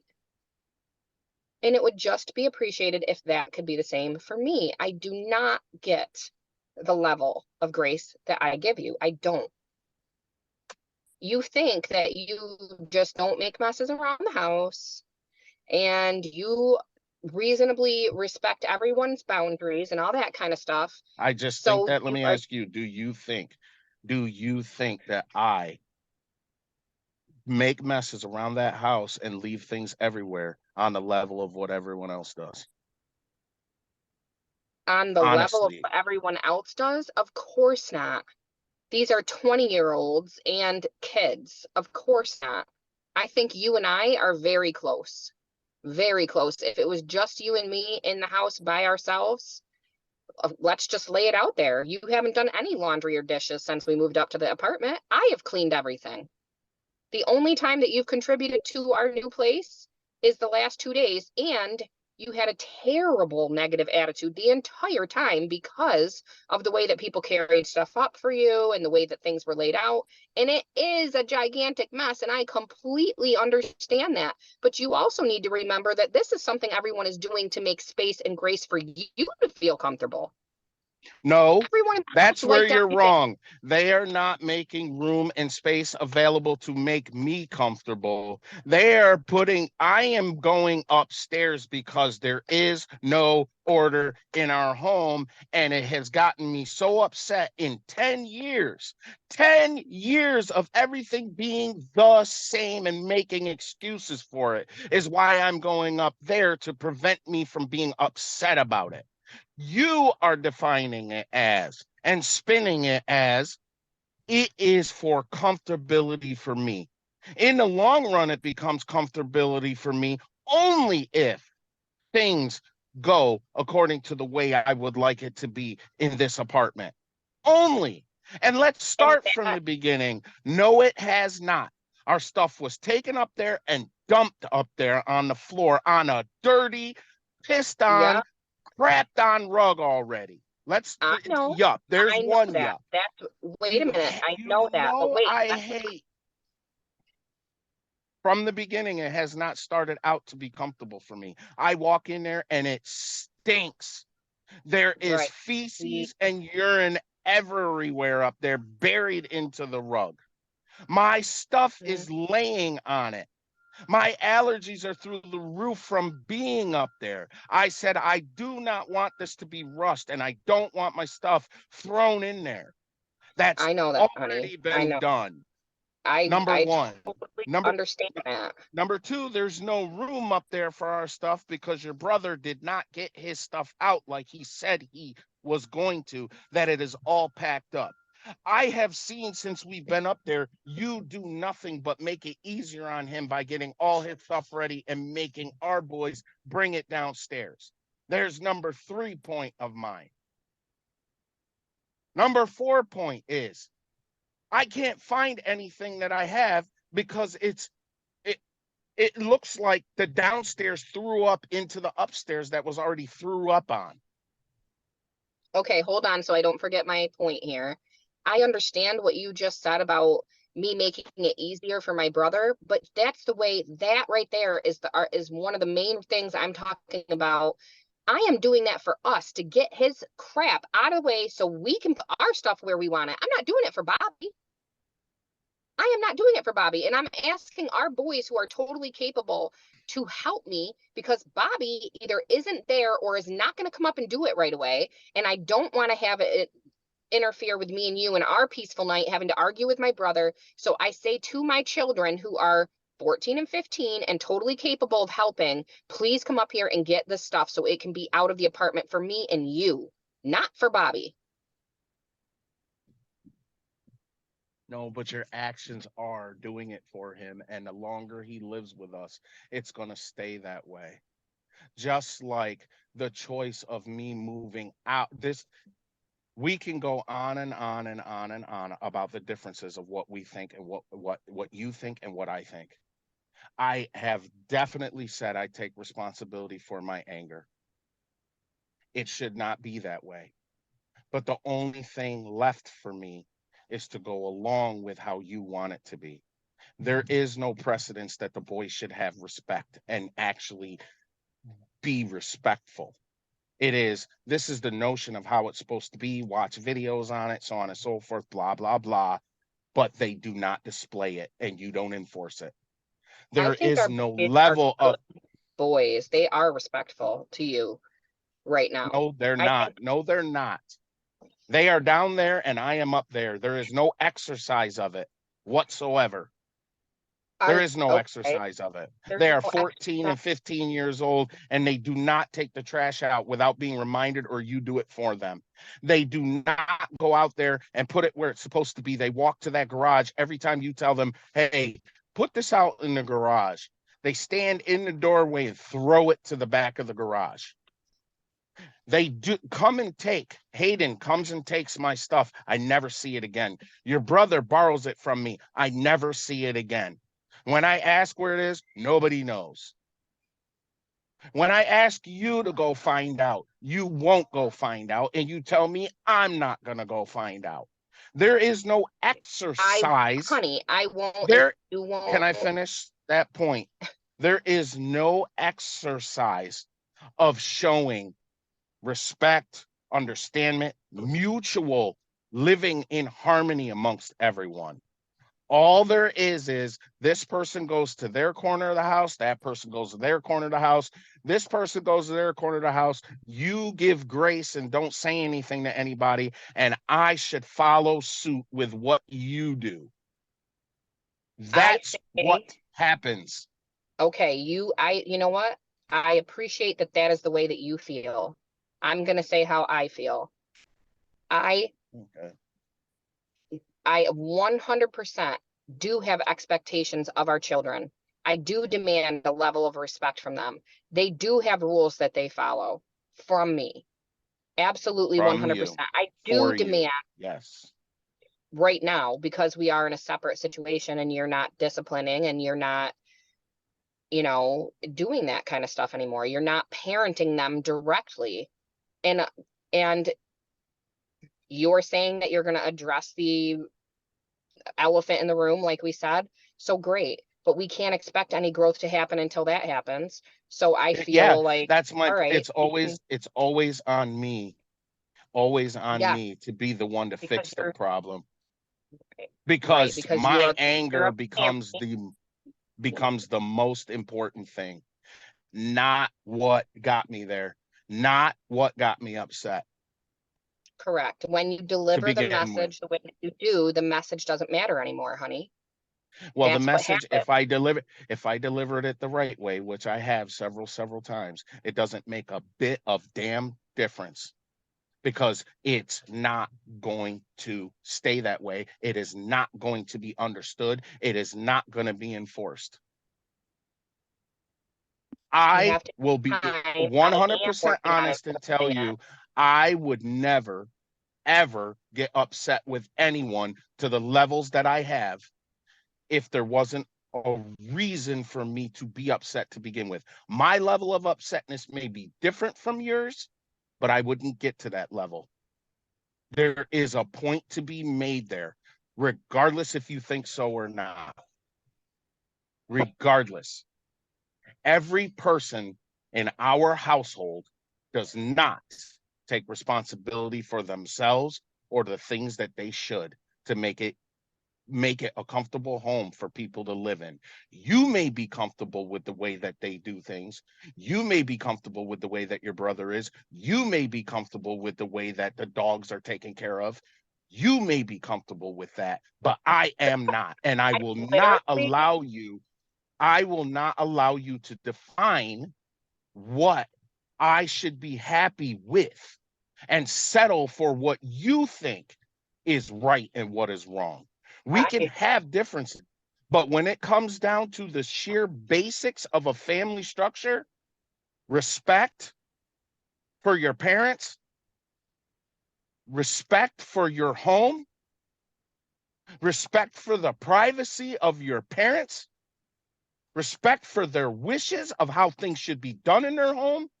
I do not want to hear, oh, well, they're little. Oh, well, they're teenagers. Oh, well, pretty soon it will be, oh, well, they're grown ass adults, but, you know, they're my kids. So, you know, they're going to, you know, I'm going to be there for them. Zero faith in me, honey. That's what you just said right there. Zero. No, it's not zero faith in you. No, it's not. It's a fact of the matter that it is true that you will accept way more than I would have. Period. I just And said, that I just got done that telling you from the beginning of this conversation. Hold on a second. You've been talking for a while, and I will not remember anything that I want to say if I can't interject a little bit here and there. I have said repeatedly since we got on the phone and started talking about our issues that it is not that I am not bothered by these things. You have to believe me when I say that. That is I part of the don't big have issue. to. You don't. I have to You see don't believe I me. have to see it before I can believe it. So what do I have to do? I have to get pissed off No, and freak out no, so that you can see, no, oh, she does get upset about this just like no. I do. You do not have to get pissed off. You do not have to yell. You do not have to scream like I have to get to. You don't have to do that. The reason I'm gonna tell you the reason why you don't. You don't because one, by nature, you're not the type to get mad like that until on because I've seen it. I've seen you get mad. I've seen you yell. I've seen you swear, and I have seen you physically put hands on Hayden. I've seen it. But it isn't until he has upset you to that level.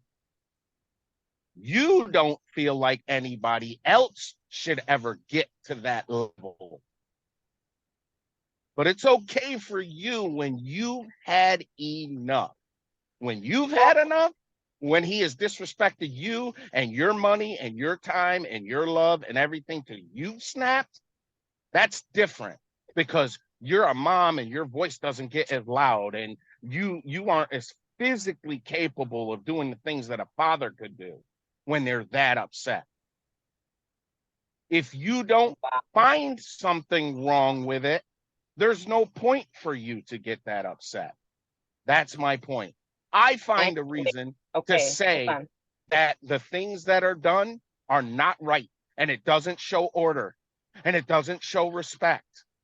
And when it's done repeatedly forever and ever and ever, and there's an excuse made for it, or someone's going to do it for them or fix it for them, and they get to be that way forever, that's the way it's going to be.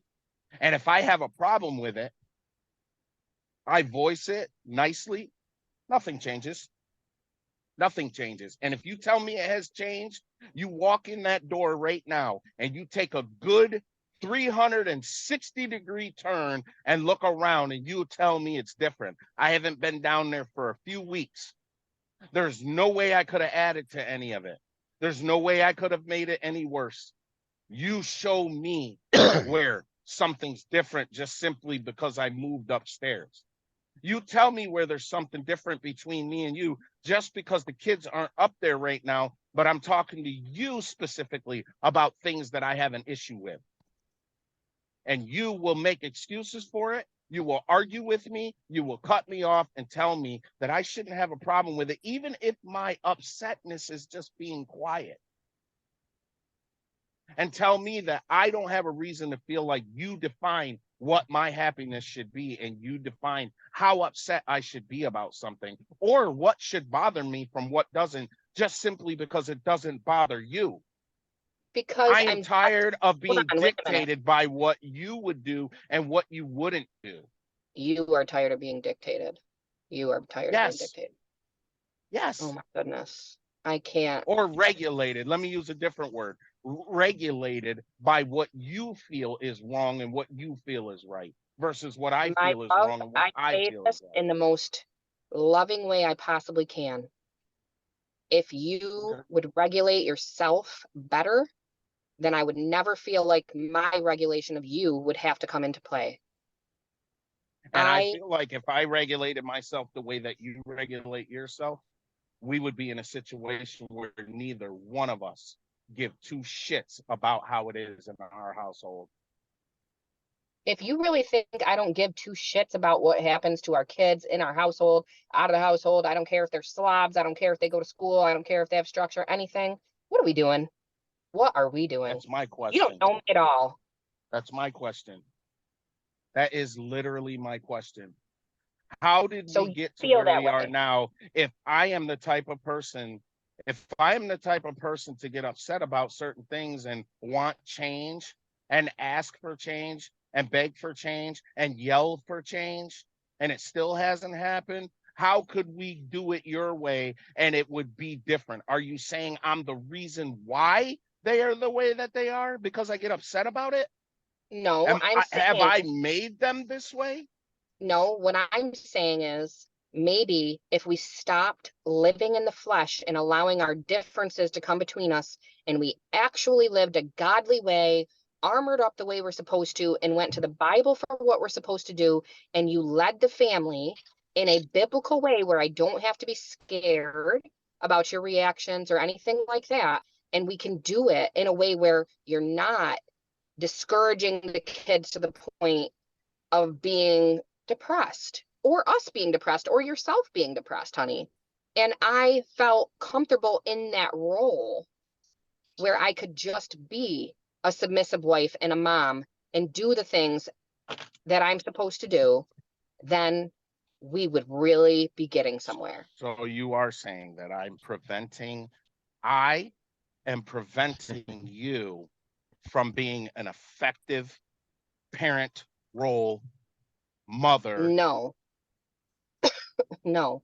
I'm saying I feel already, I have voiced to you several times, I am confident in what I have done as a mother. I think Hayden is who Hayden is because he has his mother's genes, because he has his father's genes, and because, damn it, Lonnie, he has his own mind and you can't control him. We haven't been able to control that kid since he was 3 years old. He is going to be who he's going to be. He's going to be who he's going to be. We can set up the boundaries. We can keep grounding him when he doesn't follow our rules. Yes, we can. And we have done that. We have done everything we can do for that kid. I am We have satisfied also with that. accepted it. We have also accepted it. If we don't accept him at some point a little bit for who he is, Lonnie, he's going to kill himself or he's going to run away and we're going to lose him forever.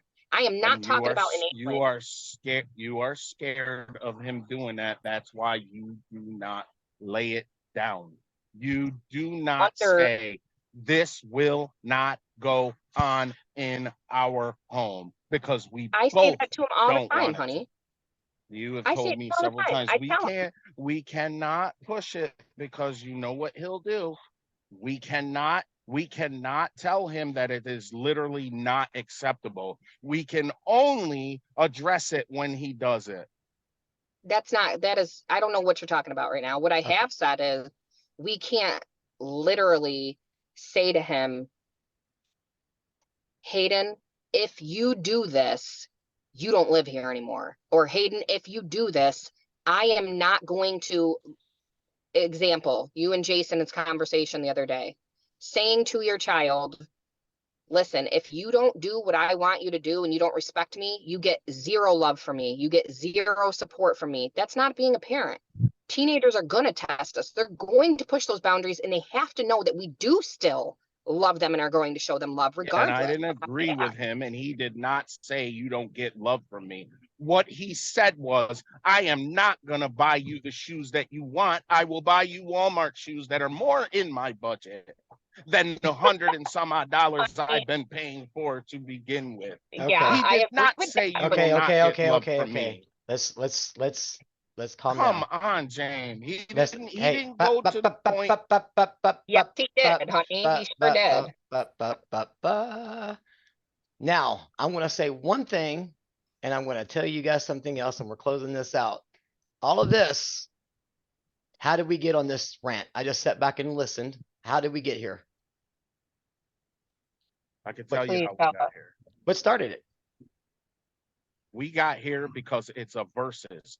It is a versus of what Jamie deems as being something to even worry about or concern yourself with that happens around you versus someone who, be it more old school, be it more, I feel this is how it should be, or Okay. whatever, for whatever reason, she doesn't feel exactly the same way. I just meant where the These I are just things meant that where the discussion went.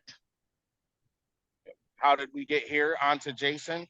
Because she's trying to throw off on me in a way by saying Okay.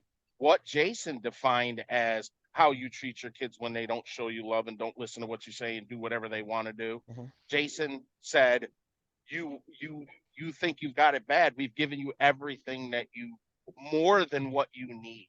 And if you don't appreciate that, then this is what you'll get. He Okay. did not say I wouldn't love you. He said I will always love you. He specifically said that. Okay. He All said, right. I'll always love you, but you won't be shown love because you're not giving me love and respect, and I'm not going to give that to you either. That's what he said, honey.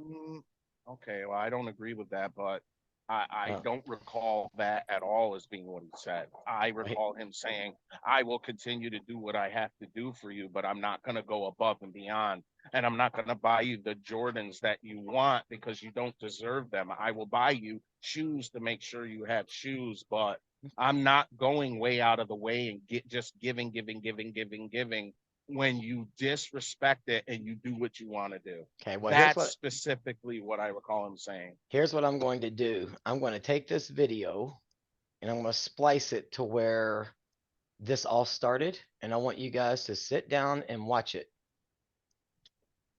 And then come up with an evaluation of what you witness. Because I'm not going to say a word. I'm just going to sit back and let you guys decide.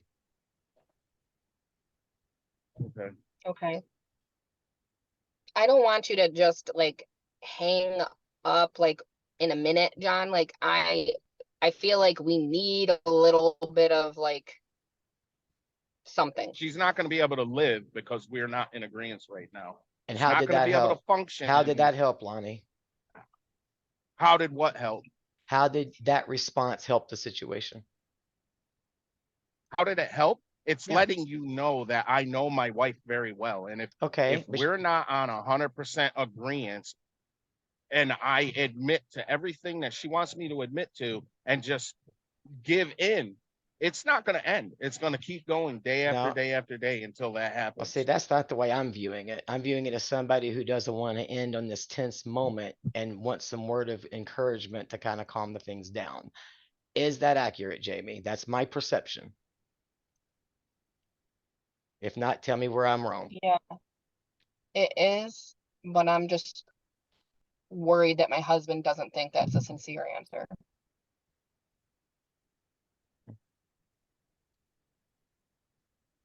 See, this is where I have a hard time because I love you guys so much. You guys have really been there for me in the last week. And then I have to turn around and watch what I just went through happening before my Okay, very give eyes, me and it makes me emotional. if it's being that, you tell me, instead of just saying you're not going to say nothing, we'll watch it. But you tell me what you experienced and what you feel, honestly, where the issue lies. Well, I think Because the we're at a issue, difference. yes, this is where it gets hard. Let me get my earphones plugged in. Hang on. And I'll let you know, I'm a big boy with big shoulders. If you don't hold back on account of me. I don't think he heard that, honey, because he said he has to plug Okay. his earphones in. I had to plug in I my said I'm a earphones. big boy. I'm a big boy with big shoulders. So let me have it. I don't. Well, It's not gonna hurt my feelings. It might enlighten me, but it's not gonna hurt my feelings. Your opinion is your opinion, or what you observe is what you observe. I'm not afraid of it at all. okay. Well, here's what I do know. You guys are passionate. You guys love each other. Otherwise, we wouldn't be here. But all of this, if you watch the video, started with the elephant in the room when there's no apology to the boys. And really, it turned into a, well, I won't say back and forth, but it became a, well, you watch the video and tell me what it became. That's why I want to stay out of it. I Okay. want to hear what you guys say, because I agree that with the things that were, I want to say, allegedly said to these boys, probably caused a ton of damage. Because if you think about what Hayden's been through, is he the best kid? He's been through some crap. He's 14 years old. He's just trying to find his way. That's, you know me, I'm a non-excuse maker, no excuses. But you also have to understand things of why people react the way they do. And that's what kind of my job is to a point, is try to understand, why is this person upset? Why did this person say that? And try to put it all together as an outside observer to try to help navigate what's going on. So I know some of the issue is outside distraction, interference. That's one of the reasons I thought, is this, I'm analyzing, is there any way this is ever going to get to where it needs to be with this many distractions? On my side of it, I'm in it. I'm living it.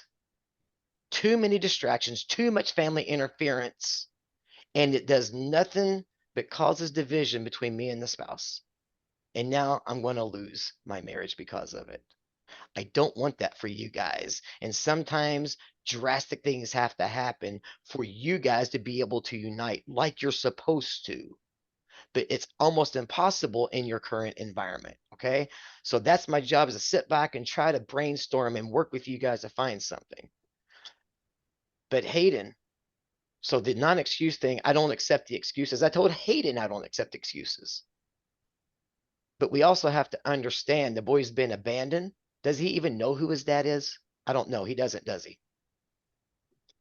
Yeah, he he does. knows. He does know. Okay, is there a relationship there? No. No. Okay, so he's been abandoned by his dad. He's been abandoned by his mom. He's got non-biological parents raising him. The boy is scared out of his mind about life because he's never really fully experienced life in the way it's supposed to be. So what he's doing is he's throwing up these walls. He's throwing up this tough guy attitude. He's self-sabotaging because it doesn't matter how much you love him. He doesn't believe it because that's his experience. And at 14 years old, he can't reconcile in his mind that there is a chance he can be loved. So I understand the problem. So when something is said to him, I don't care about you. If it was said, because I wasn't there, if it were said, I don't care about you, get your crap and get out, and I hope you kill yourself. The damage.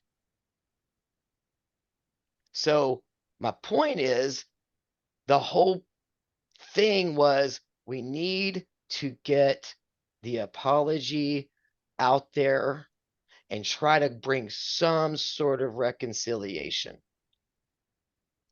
And I was listening to you all talk about it. Notice I stayed quiet for 30 straight minutes because I wanted to hear the responses.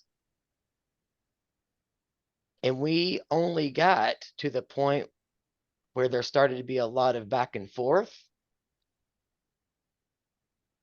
a lot of interruptions, two spouses who love each other going at each other, all over trying to work out a time where we can get this problem resolved with Hayden and Tristan.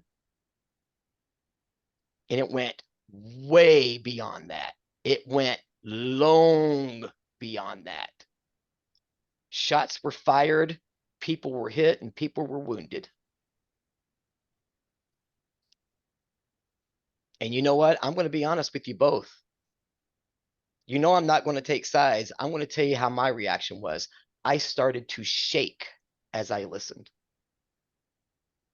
I've been shaking. I was actually inside shivering. What you guys are going to have to do is watch this video and analyze it and come up with a way where you guys can resolve things without shots being fired. And you know what? Let me tell you something. I'm going to get emotional. I'm convicted because I didn't always respond right to Tanya because of my anger. And now I'm going to write her a letter of apology because it revealed to me just how I responded. Did I have a right to be angry? Absolutely, without question.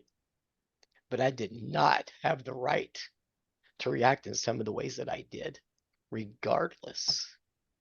And I said, watch you guys. And I sit here convicted because I handle things in the wrong way sometimes. So I probably got more out of this today than you guys did. And I'm supposed to be her protector. And right now I'm broken.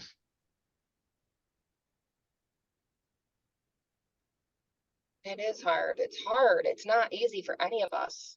I want, you know, sometimes, Lonnie, too, I think about that with you also, that yes, I do get upset about your reactions. I'm always telling you all the time that you're too negative and you're too much.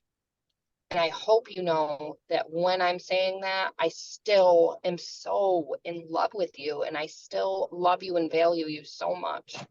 I hope I am telling you that and showing you that enough, because I also feel that sometimes I probably contribute to you being so reactive because you're trying to prove yourself to me and prove that you're, not this guy that I paint you out to be. And I want you to know I don't intentionally paint you in any way. I'm just simply trying to let you know that this is what I see, and I want you to be happy genuinely. I mean, when you were gone for that 4 days, I literally told you, if we have to not be together, and I don't know if maybe a lot of the stuff like about the house and stuff, you didn't hear it because you didn't listen to all the voice messages, which is totally possible. But I told you, I love you regardless, whether we have to just be friends, whether we have to just not ever talk again, whether we're still going to be married. I love you so much, and I want you to genuinely be happy. And I hope that that can be with us together. But if we're just too different and it can't be, as much as it would break me, I would rather that, because I want you to genuinely be happy. So when I hear that you feel like I'm, you know, regulating you and telling you that you should be more happy than you are, I just so desperately want to see my husband enjoy life, to find the joy every day. And I don't feel like there's room for joy for us because we're Me always so neither. focused on the negative. Me neither. And I feel like I'm focused on the negative because it is negative around me. The actions, they may not be negative the way that I am and express themselves the way that I do, but it's all around me. For God's sake, the simplest thing you said, which made the most sense. By us living upstairs, you'll be able to have your own toothbrush in the bathroom where it belongs, Yeah, not someone absolutely. taking it down from where I hit it on top of the cabinet and peeing on the damn thing or doing Absolutely. deliberate things to my stuff. So to me, Absolutely. you're right in that regard, but that is something that bothers me, and I have to live somewhere else for that not to happen. And that's what I can't get you to understand, is that there's no precedence. If there was a precedence, I wouldn't have to live somewhere else to have that.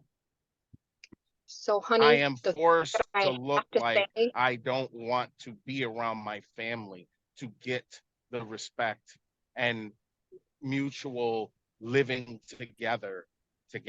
I have to be somewhere else to get that, because asking for it or having a partner or a wife or a teammate in my life that is going to make sure that that happens for me in the same household with everyone is not, capital Not, going to happen.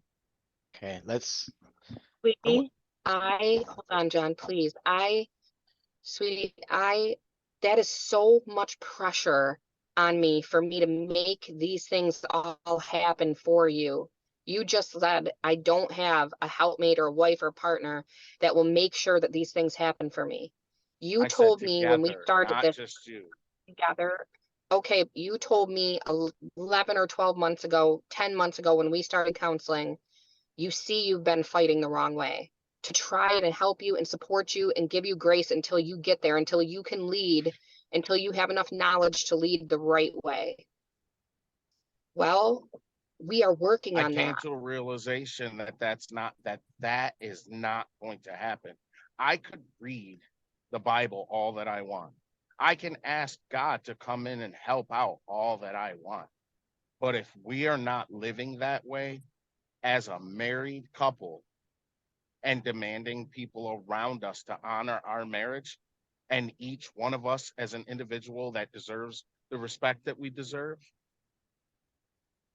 with them around, then it's not going to happen. It's not. Right. And I'm I not just talking about, firmly believe that. These are things that you tell me I shouldn't get upset about, but they're the same things that have been happening since we've gotten together. And the only way to fix it is to separate the whole situation. And then it's boiled down to just me and you. And if you continue to do things when it's just me and you keep doing it, and I just get quiet instead of trying to fight with you or argue with you or go back and forth, and that's not good enough for you, then I'm telling you, we don't belong together. We have nothing left if it's just me and you upstairs, and you do something and keep doing it, and I don't get upset. I just stay quiet and you force me to talk.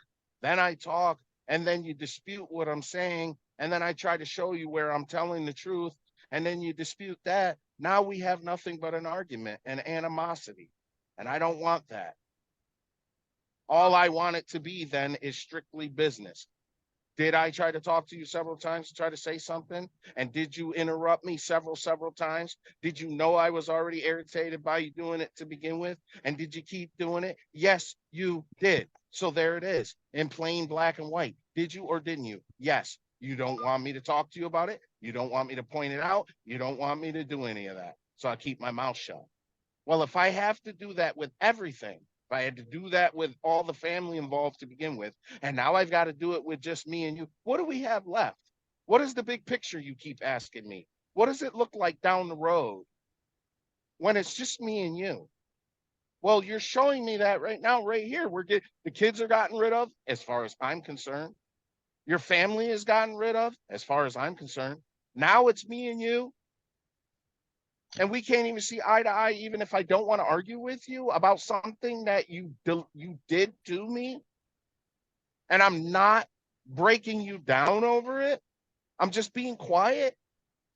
And you force. Jamie, what do we have left? What do we have left? And what's your animosity going to be when we continue to fight and you say, well, gosh, me being with this man has pushed my kids away. They're living downstairs. Pushed my family away because he had a problem with them. Now he's pushing me away because he has a problem with me. No, I'm not pushing you away. You're pushing all this stuff away because it's not being understood that, hey, you did this and let's let it be at that. I asked you that day specifically, can we not just leave it at you interrupted me 3-4 times in a row? It irritated me, so I was quiet and I let you talk. Can't we just leave it at that? No, we can't, because you have to explain to me how you don't want me to look at you in that light. You don't want me to see you as that person. Well, if you don't want me to see you as that person, you don't want me to see your family as being those type of people. You don't want me to see that my household, if I live in it amongst everyone, it's got to be isolated to what they're going to do and how they're going to do it, which is out of order. Then let me go. Because if you're not going to work with me and it get better, you're just going to constantly separate me from it to not have to do that. Prime example, John started talking about Hayden. He's been through all kinds of issues. He's been through this stuff. I came into this life with you defending him against his family members who dogged that kid out, treated him horribly. I defended him. I became his best friend for so long until he tried to do the same thing to me that he does to everyone else. And when I put my foot down and said, Hayden, I'm not going to condone to that. I'm not going to do that. Then he started right there, started disregarding me and started having ill respect for me and talking to you against me, telling you you went against him and his wishes and went ahead and married me. He wished he had his uncle back, who rubbed his face in pee because he peed the bed at a year and a half, 2 years old. This is the guy that he would rather have back instead of me, because I tried to teach him and I tried to show him and I had patience. All of this person that you see right now didn't come about till the last couple of years. Prior to that, it was trying and trying and trying and trying to have. I'm the one that instituted family nights and games and everything else. And whenever he would act up, the best thing that you thought would be the best thing was, oh, just let him go to his room and do his thing. Oh, just let him go over there and do that. You would rather separate than to get everyone on a level where they can get along. I understand everyone has their own Tried. individual personality. I understand We that tried Hayden has so gone through. hard. Son, there's so many things that you just said, honey.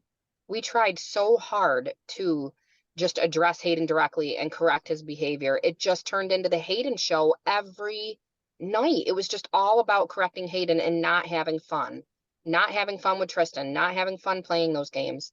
We have And had that's a because it should hard, have been more. I think it should have been more strict when he acted like that. He didn't get okay. the chance to just leave the table. He had to sit there and not participate and just sit there.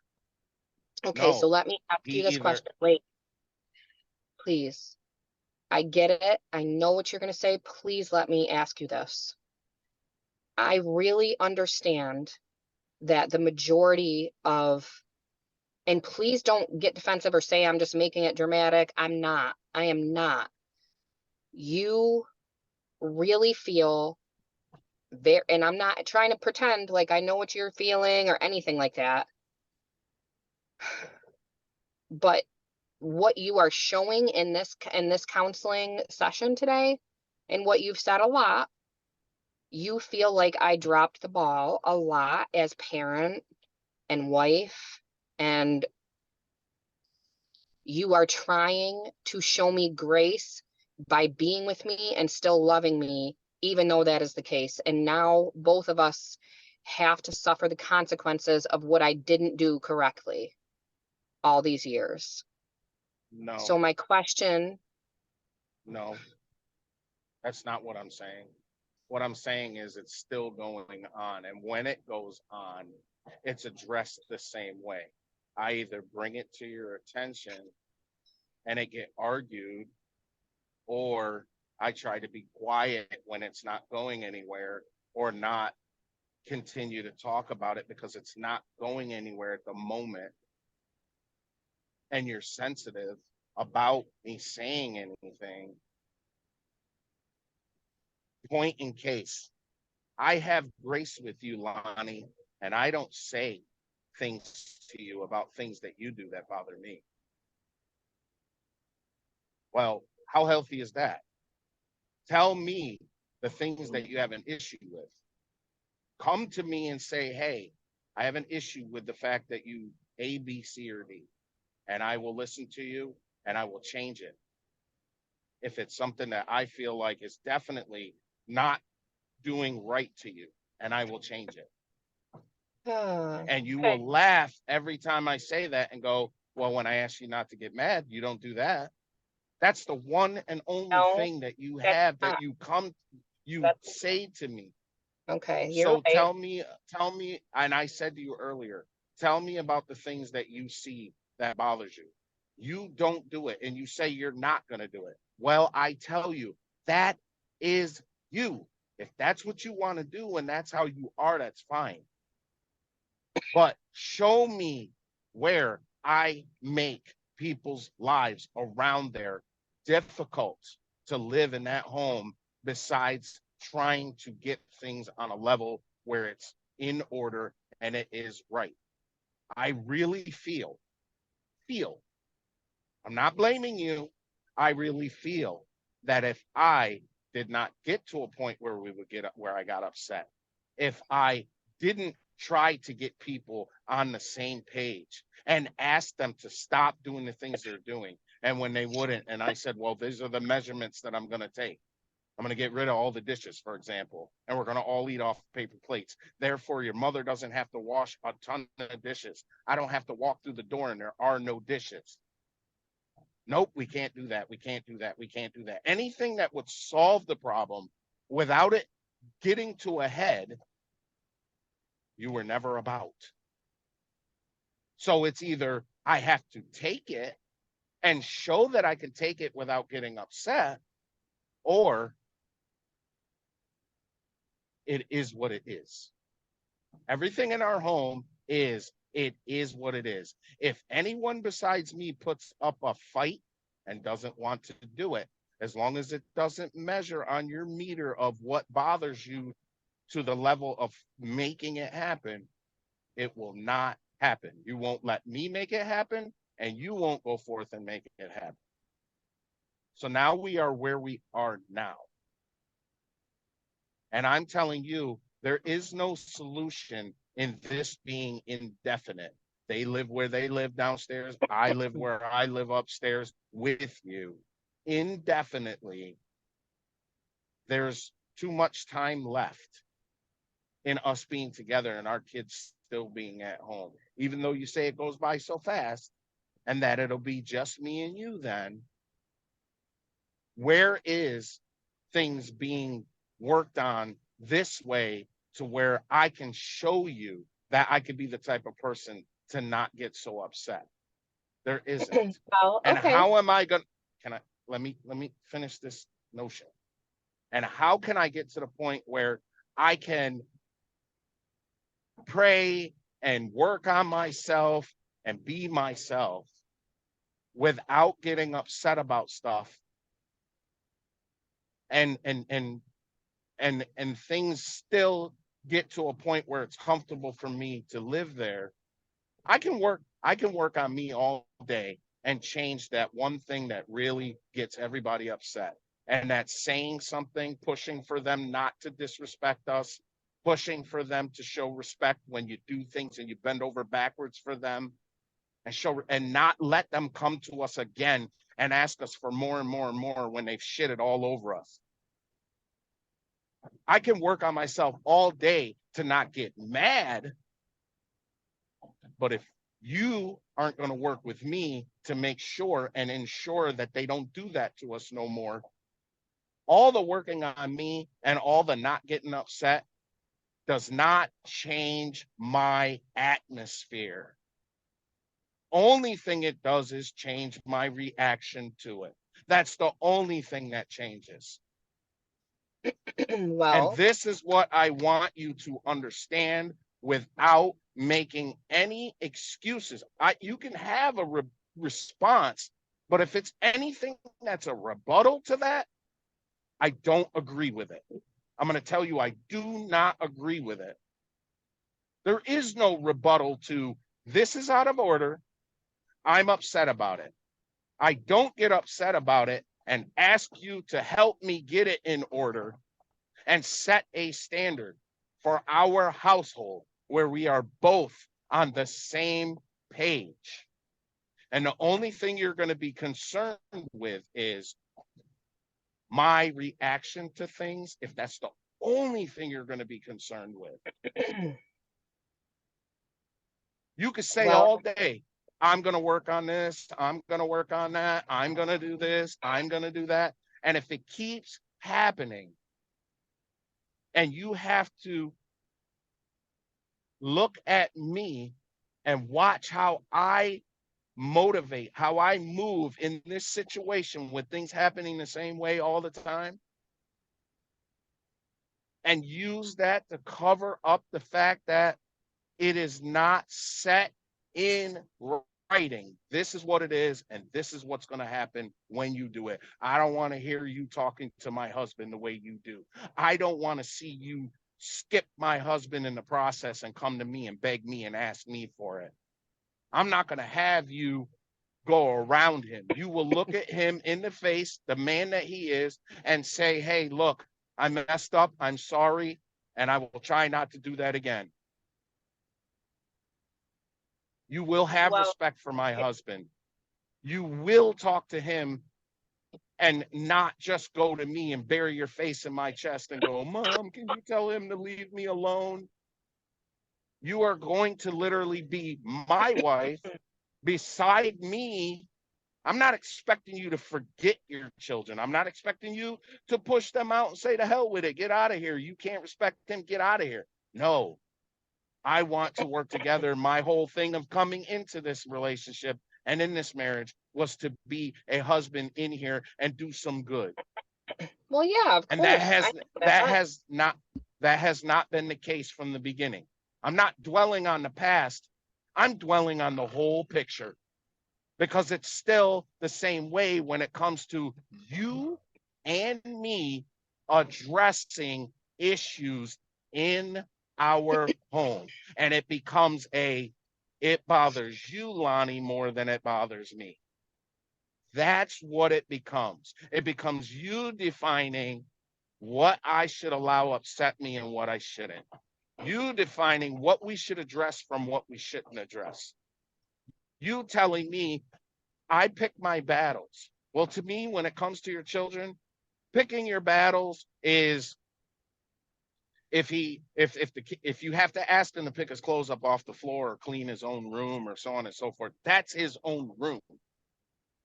But all over the house, in the bathroom, walk in there and you got to mop the floor to go to the bathroom to not get your socks or your slippers wet after you took a 3-hour shower and got out of the shower in the process and went and sat on the toilet bowl for a half an hour, let the water run. The floor is soaked. You could see his footprints around the toilet, didn't flush it, left his clothes in there, shower curtain wide open, towels wadded up everywhere, and the sink full of everything.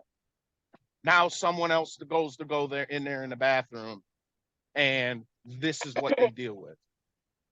That's not let him be who he is. No, that's No, of hey, course wait it a minute. isn't. This is Of course it okay. isn't. And I agree with that 100%. And that's a lot better, by the way. It is. I know that you don't see that down there. And in a lot of the stuff that you are saying right now, we can't work on that together right now because we are separate from the kids. And we've made an agreement that for now, I will handle the parenting. And again, not to cut you off, you jumped straight fast forward to it's a lot different now. Well, because Why? Lonnie, Wait go ahead. Go ahead. no, you go ahead, honey. You have a lot more to say. Go ahead. Why wasn't it that was different when we were living downstairs together? How often do you think, be honest, have I gone in there and been like, oh my God, look at A this lot of bathroom. times. Tons of Thank you. times. Absolutely. And I'm not. The problem that we have is not the fact that we disagree that stuff is happening. It's the fact of how do we handle it?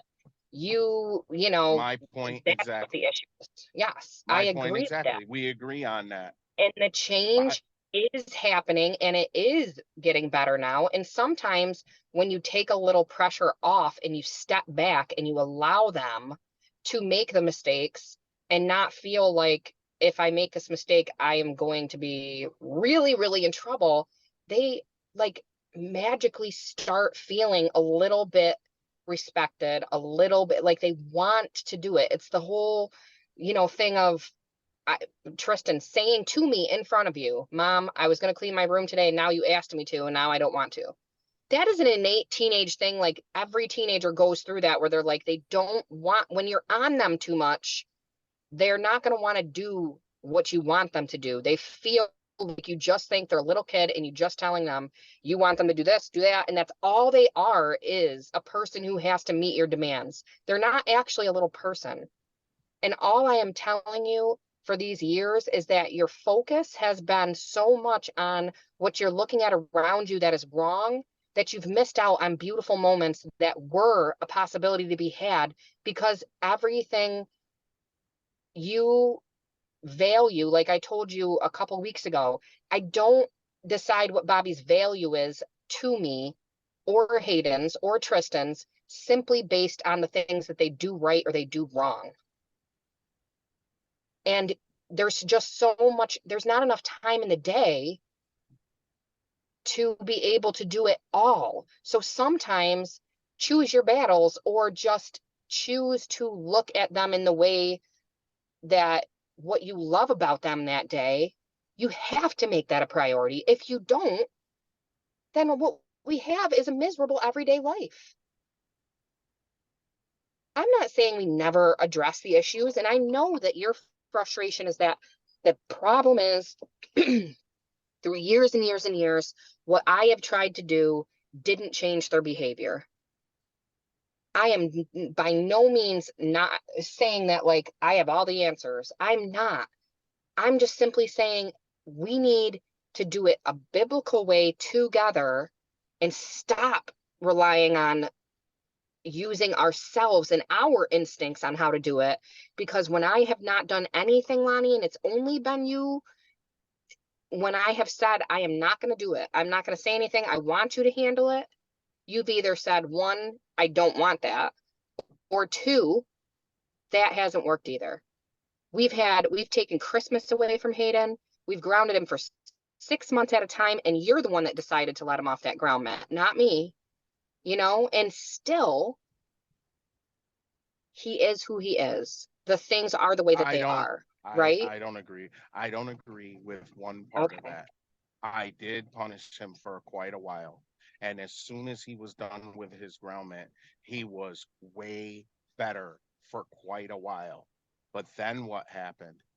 He was allowed to stay up longer than his curfew time, night after night after night. He was not turning in his stuff like he was supposed to. And I would say something to you, and you would get upset with me. He did not have a structure that he had to abide by after his punishment for so long. My whole idea was to get him focused Mm-hmm. on the fact that his privileges are things that he earns. Right. And yep. by being punished that long, I felt like he got an understanding that it wasn't gonna be like it always was. I'm grounded now, and I beg, and then now I'm off ground mat. So that was established. Then I said, ground rules have to be put down. He's in bed by a certain time so he can actually get up in the morning and go to school. That means both of them have to be off of their stuff by a certain time. I said, I'm willing to work with the fact that Tristan is a year older than him and all of that. He can stay up 1 hour later. That turned into, Mimi, can I get another hour, another hour, another hour? Hayden just not turning his stuff in. Hayden not bringing it down. If I said anything and he retaliated, now we have an issue. I tried to lay structure with ground rules. I even wrote them down and had him sign them. Yeah, I remember. But if I'm not home, you didn't follow through on that. If I was home and I tried to follow through, I would hear, well, Aunt James said. And I told you, any wiggle room that you give him, he's going to take advantage of it. No. Right. I felt like that was us working together as a team, trying to do things the way we were. And that's where it started coming in, where you would say things to me in front of him that would empower him to not have respect for me. You've agreed to that. So everything that we've tried to do together got sabotaged by you just wanting to be a mom, to just make them happy and give them the things that they like and let them be happy. I realize. Well, I feel like I totally feel like it can be both. We can do things biblically, and we can also have compensation and understanding for who they are as individuals. But we do not let them walk all over us by breaking rules that we have said this is how it is. I don't I believe just think that we need to make conversations a lot shorter with them, because when we get into just too much explanation and too much conversation with them, it's too long. And before we know it, our entire day is gone. And the next day they're upset about it, or they do something wrong. And then we go through the whole thing again. And then it's, that is another topic. It's not another That topic. is I'm talking about that's in that that, specific that's topic, you know? that's another thing that you're throwing at me that you felt like I did too long. But our conversations were very long with them because everything I said, they would either change the subject or Tristan, I'm talking to Hayden, Tristan would come in, Mimi, blah, blah, blah, take you away from the situation, and Hayden would totally tune out. We're not doing it together at that point. And there is more dialogue in there than just me talking. Every time I would say something, Tristan would go through his whole how he doesn't feel like that's fair. He doesn't think that that's right. Hayden saying, why? I don't want to. I don't think I should have to. And I said, well, because that's what we said. I try to keep it short and simple, but it can't be short and simple because you were always interjecting with things of, well, they have a voice, they have to be heard, and yes, you're right, and while I'm not home, you let them do it so many times, so they're saying, well, Aunt Jamie didn't have a problem with it, so I don't see why you have a problem with it. And I would say, well, you guys can't get up on time. That's not true. Hayden, you missed school 3 days in a row this week. Tristan, you didn't get up and go to school at all. Your attendance is absolutely the worst. Our conversations were going on for so long because at every point that we try to make, it's argued, argued, argued. And it can never be on a, I, Jamie Bishop, and I, Lonnie Bishop, said, this is what's going to happen so that you guys function properly in school, you get good grades, you get the best that you can get. And we're not going to stand for argument. These are our rules, and this is what's going to happen in our household. I have Right. said to you a million times, there are families that have rules and they don't budge. If they do, it's every once in a while and say, okay, well, you guys have been good tonight and tonight only. We're going to let you stay up a little longer, or we'll let you skip school and I do remember tomorrow that. because it's a, okay. So to me, hold on, that wait. is effective. That is effective parenting Yes. together. Okay. But that doesn't happen because why? Because you gave in so many times and would go to bed at night and not even bother to say, hey, you need to turn your stuff in. That turned into every night they have it. That turned into they have to have it in order to sleep. Okay. But the thing is they weren't sleeping. They weren't right. sleeping. So I've done a they lot needed a better TV with for a that sleep in the last aid, few but years. they weren't sleeping. Yeah.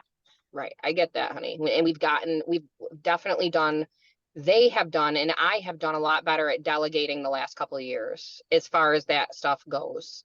And now that they're getting older, there's bigger issues, drugs, sex, etc. Just total disrespect of our rules and everything. But let's not get into details of that stuff. Hold on a second. I'm at the border. Give me 1 second. I'm sorry. It's nature of my job. Hold on.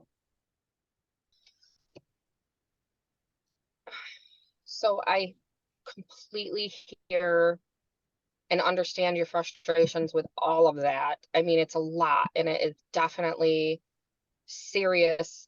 Those are serious issues that we have been through together. My question for you now and for right now and our future, number one, can you forgive me for those past transgressions? And number two, do you think that we can give each other enough grace to move forward and still love and respect and show each other kindness and patience when we make new mistakes moving forward, like those that happened this week between you and I, where I don't have a problem with you just saying that it's that, you know, oh, you interrupted me a couple times or whatever, but it goes deeper and longer than that. And I will, if you say yes, you can to that question, I will definitely in the future try my best to just, if you want to just not talk about something and let it go, or give me the silent treatment for a while, which really isn't biblical, but I'll give you the grace on that, then I will totally respect that you need your space. It's not the silent treatment. It's something else. It's wanting to not sit there and drive it through the ground. If you, you asked the question, and your question was, do I have enough to grace and enough everything for us to move on in the future if we have anything that us, just us. Well, first of all, I have to apologize to the kids. I'm going to go a roundabout way to answer this, but I'm going to give you an answer. If I cut out, let me know. Can you hear me? Yes. Yep. I'm going to apologize to the kids. I wanted to do it a whole lot better than just, hey, You're gone, Lonnie. part of me. Lonnie, Lonnie, Lonnie.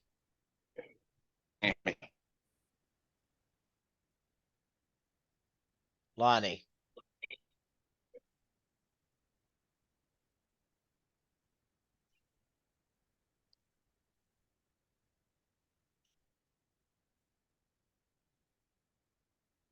So I'm sorry. I was saying I'm going to go a little bit around a roundabout way of answering that question. One, I'm going to apologize to the kids. I wanted to do it a lot better than just an apology. I wanted to do something very nice for them and explain to them that I'm sorry.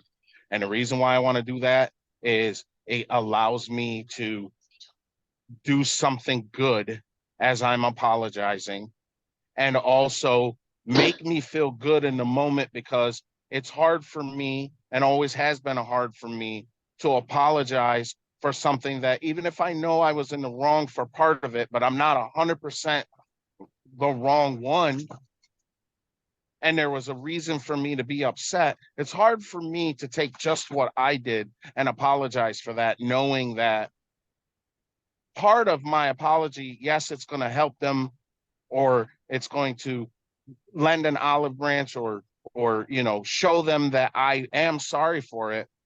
But I do know that how things go on in our home, if I apologize for something to them because I got upset, the part about what was done to begin with is lost there. Especially with Hayden, because Hayden is the type of person that does not take responsibility for his actions, period, or doesn't want to. So when I apologize for getting upset, he walks away with, just because you can't bring it up again, right? It's the wrong time. When you're apologizing, it's excuse me. It's I the want wrong time to say, well, go ahead. I don't think you're apologizing for getting upset. I think what you'd be apologizing for is what you said when you were upset. That's completely separate. Getting upset is legit. I don't know, remember the situation there, but sometimes getting upset is legitimate. It's how you react to that being upset that would be the problem. And I think that's the issue for all of, well, me, Jamie, probably the kids too, that what you said to them, again, if it's legitimate, that's what the apology is for, not for being upset. It's for saying, I wish you'd kill yourself, or he should kill himself, and you need to go away, and I don't care about you. And I think that's the apology, not that you got upset. So I want to make sure that's, if that's what I'm hearing, I want to clarify that. We lost him.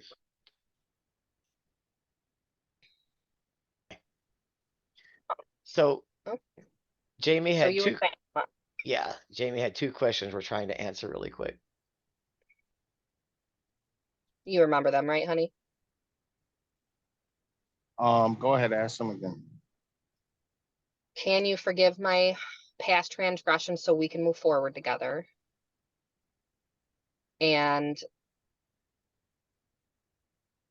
what, I actually forgot about my other question now. I Can you believe it show was enough something grace when like, new mistakes are made?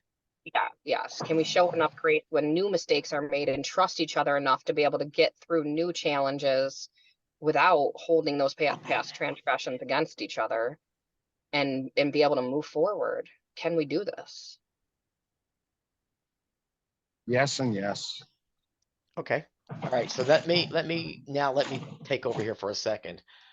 Now, Lonnie, you answered the question, so I'm going to ask you some questions. Point number one, can you forgive her for her past mistakes? And your answer is yes.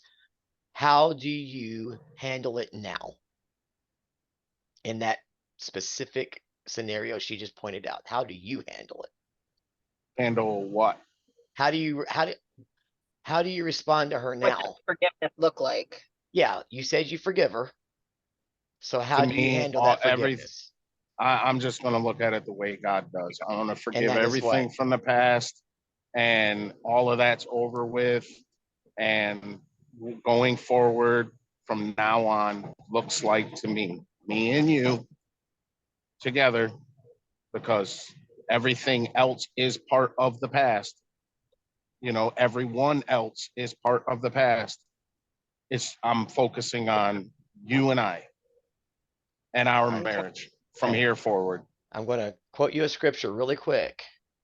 He says, I will cast your sins as far as the east is from the west. And he also said, I will remember your sin no more. Love keeps no record of wrongs. 1 Corinthians 13. That's what it looks like. Now, second question. He said yes to. There will be grace given when new mistakes are made. Now that requires a reciprocation from Jamie or Lonnie, whoever makes the mistake, to work to change it. And it might take a couple times, it might take a couple weeks, it might take a year to proceed through the correction to where it's unified for both of you. Guys, this is not going to be an overnight deal. But if we've been given the chance to correct ourselves as much as we've screwed up, I'm going to tell you, Lonnie, what I told Jamie was we were waiting for you. I don't want you to get the email I just got.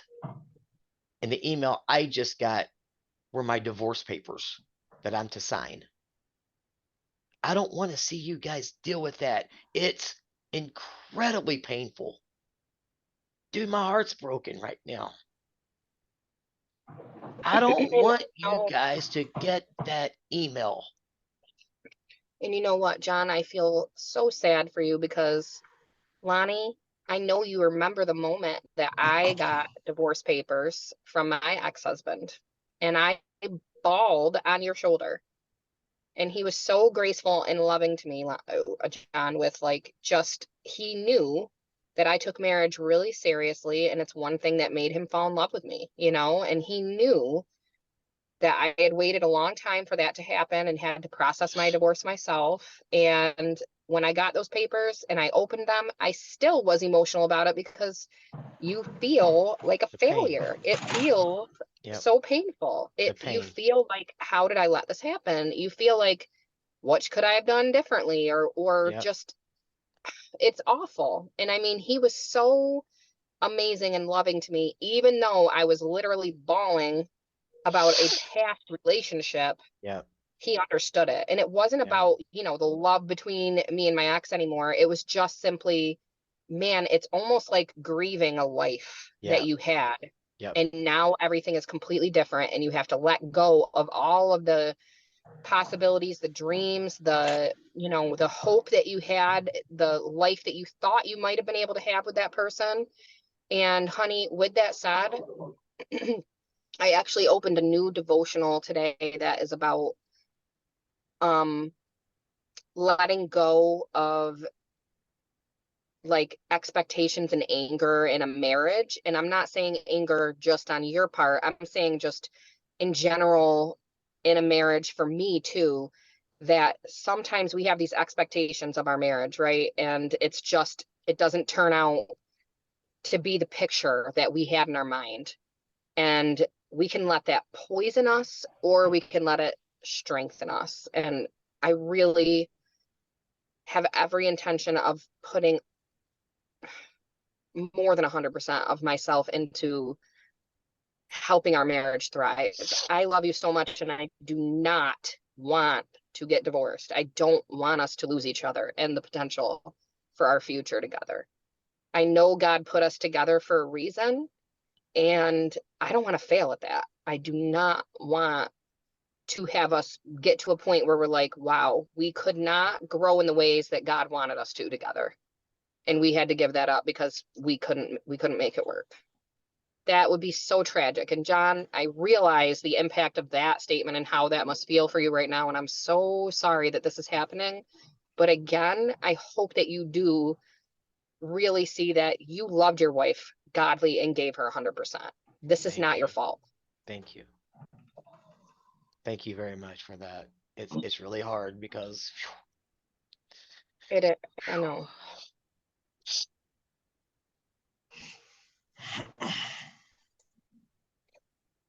it's so hard.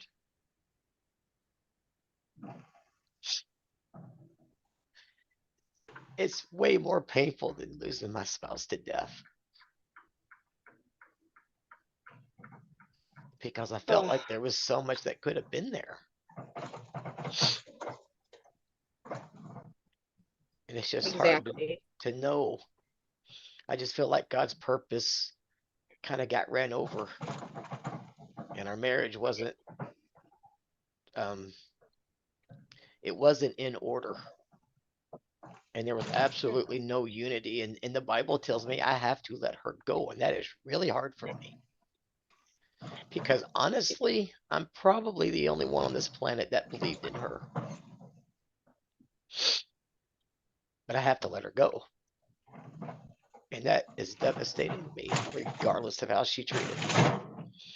So I appreciate the Yeah, empathy there and understanding. It's just the pain is real. I absolutely. don't want you guys to deal with this because it's going to hurt. So what is it worth to you? I want you guys to do something for me. I want you guys to write down 1, 2, or 3 things that you can do better to unite with your spouse. And I want you to Okay. look at it. And if you would like to share it with each other, not as a weapon. You said you were going to do this and you're not. Let's put the arrows and the shotguns away. And let's work on, because here's what we do know. We can only control ourselves. So you need to figure out your biggest area that needs improved after hearing each other's side of it. And see, Lonnie, the Bible says, live with your wife in an understanding way. That's a husband command. And I'm not saying this from someone who hasn't lived it, because that is something I improved on. I understand why Tanya does what she does. Understand it. It doesn't mean I have to agree with it, and it doesn't mean I sit back and just let her do it. So that's not what I'm saying. But priority 1 in that scripture is to live with her in an understanding way. So you as a husband have to study your wife and understand why she might do the things that you don't agree with. And if they're detrimental, if they're horrible and hurting people, all that stuff, then you correct it. Or you at least try to correct it. And then Jamie, is her response to say, all right, Lonnie, I'm listening to what you're saying. You could ask for advice, Jamie. Well, what do you suggest? Well, here's my response to that, and try to do it without going back and forth and arguing, because it accomplishes 0. So live with your wife in an understanding way as the weaker vessel. And I've explained this in my book. There are 2 possible scenarios for that. It could mean weaker as in physically weaker, but that doesn't make sense in that context. But in that day and age, women were socially disadvantaged.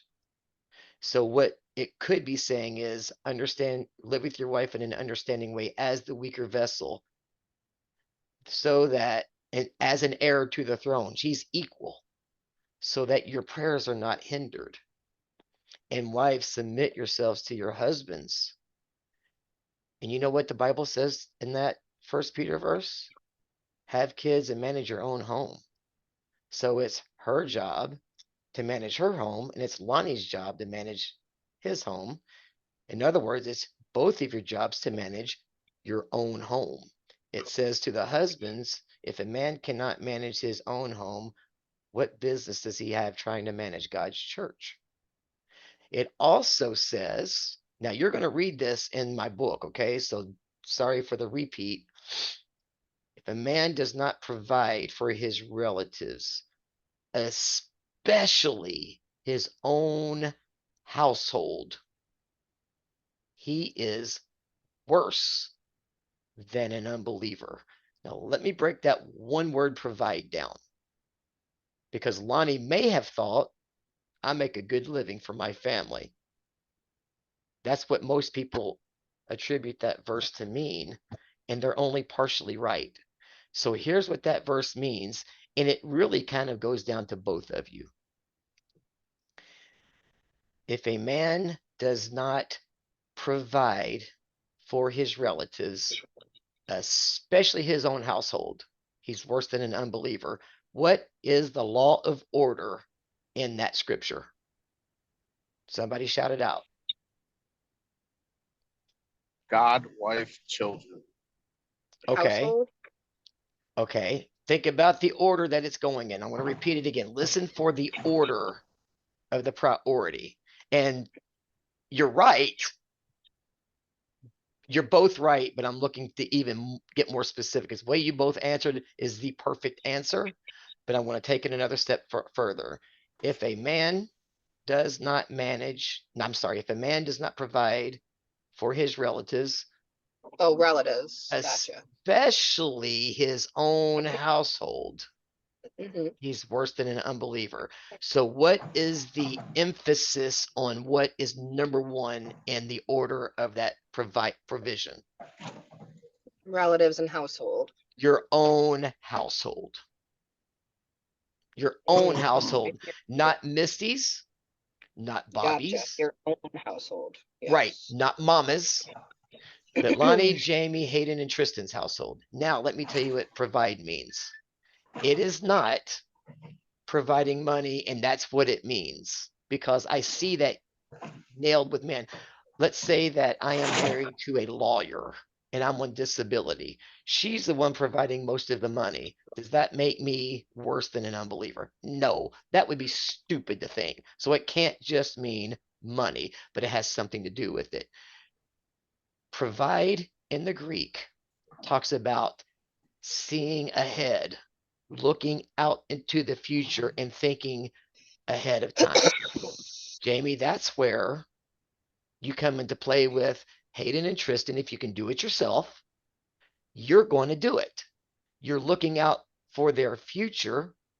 We could even say big picture, so that they are learning to be independent, so they don't have to lean on you when they're gone.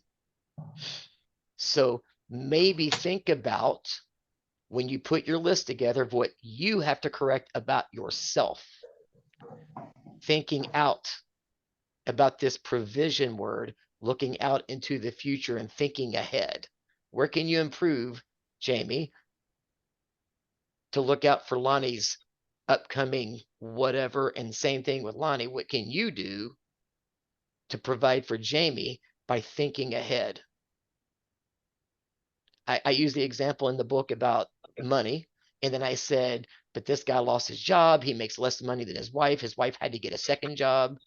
But when they both get home, she's cooking dinner, he's getting the kids' homework ready, he's getting them ready for, their baths. And when supper's done, he's over there helping clean up the table, she's washing dishes, they're working together. I said, which one's providing for the family the most? The one who makes all the money and his wife stays home, but comes home and does nothing after work?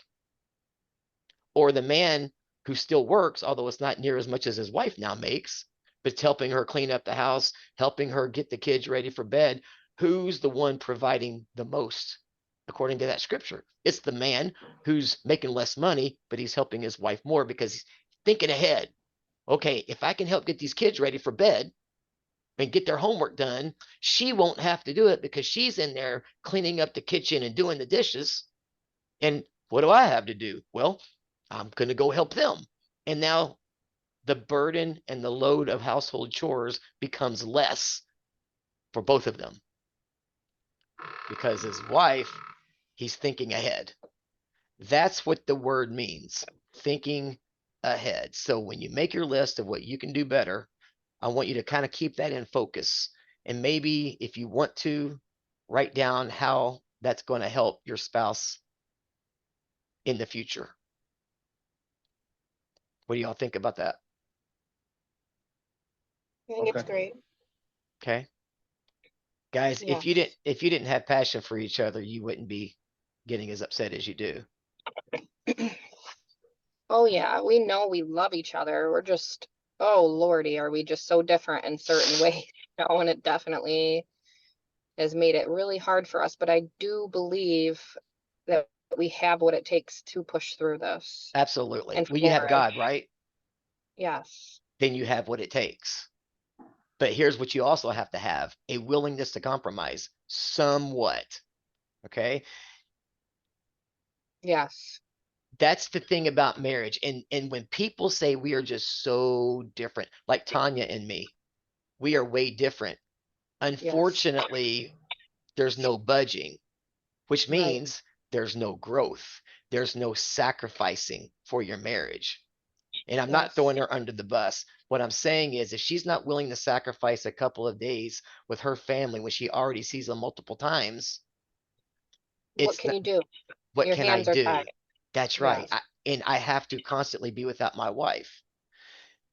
So you have to learn in your marriage, because when you get married, it exposes how selfish you really are.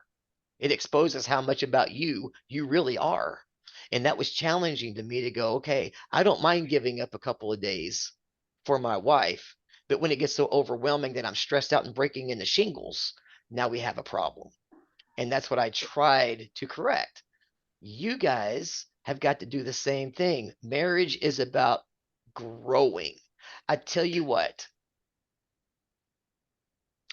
in this assignment, I want to go ahead and give you a chapter to read that's upcoming. If you guys are okay reading a chapter that you're going to have to read again in about 2 or 3 weeks, Yes.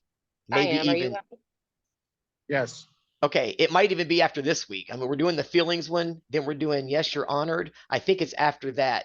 But why don't you go ahead and read the chapter called Cut It Out? Cut It Okay. Out.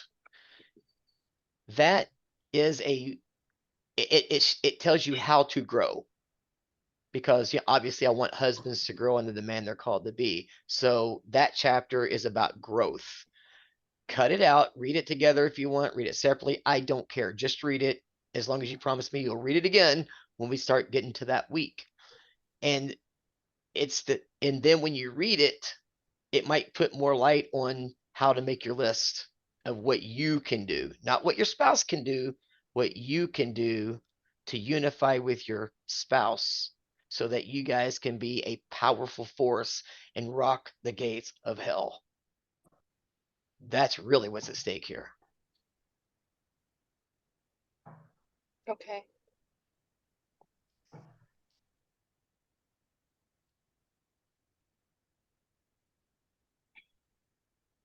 That is powerful.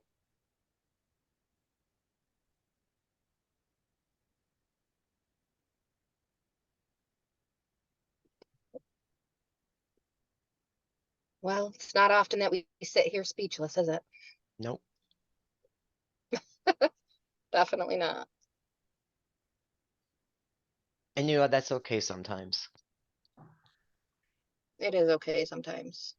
This was definitely a really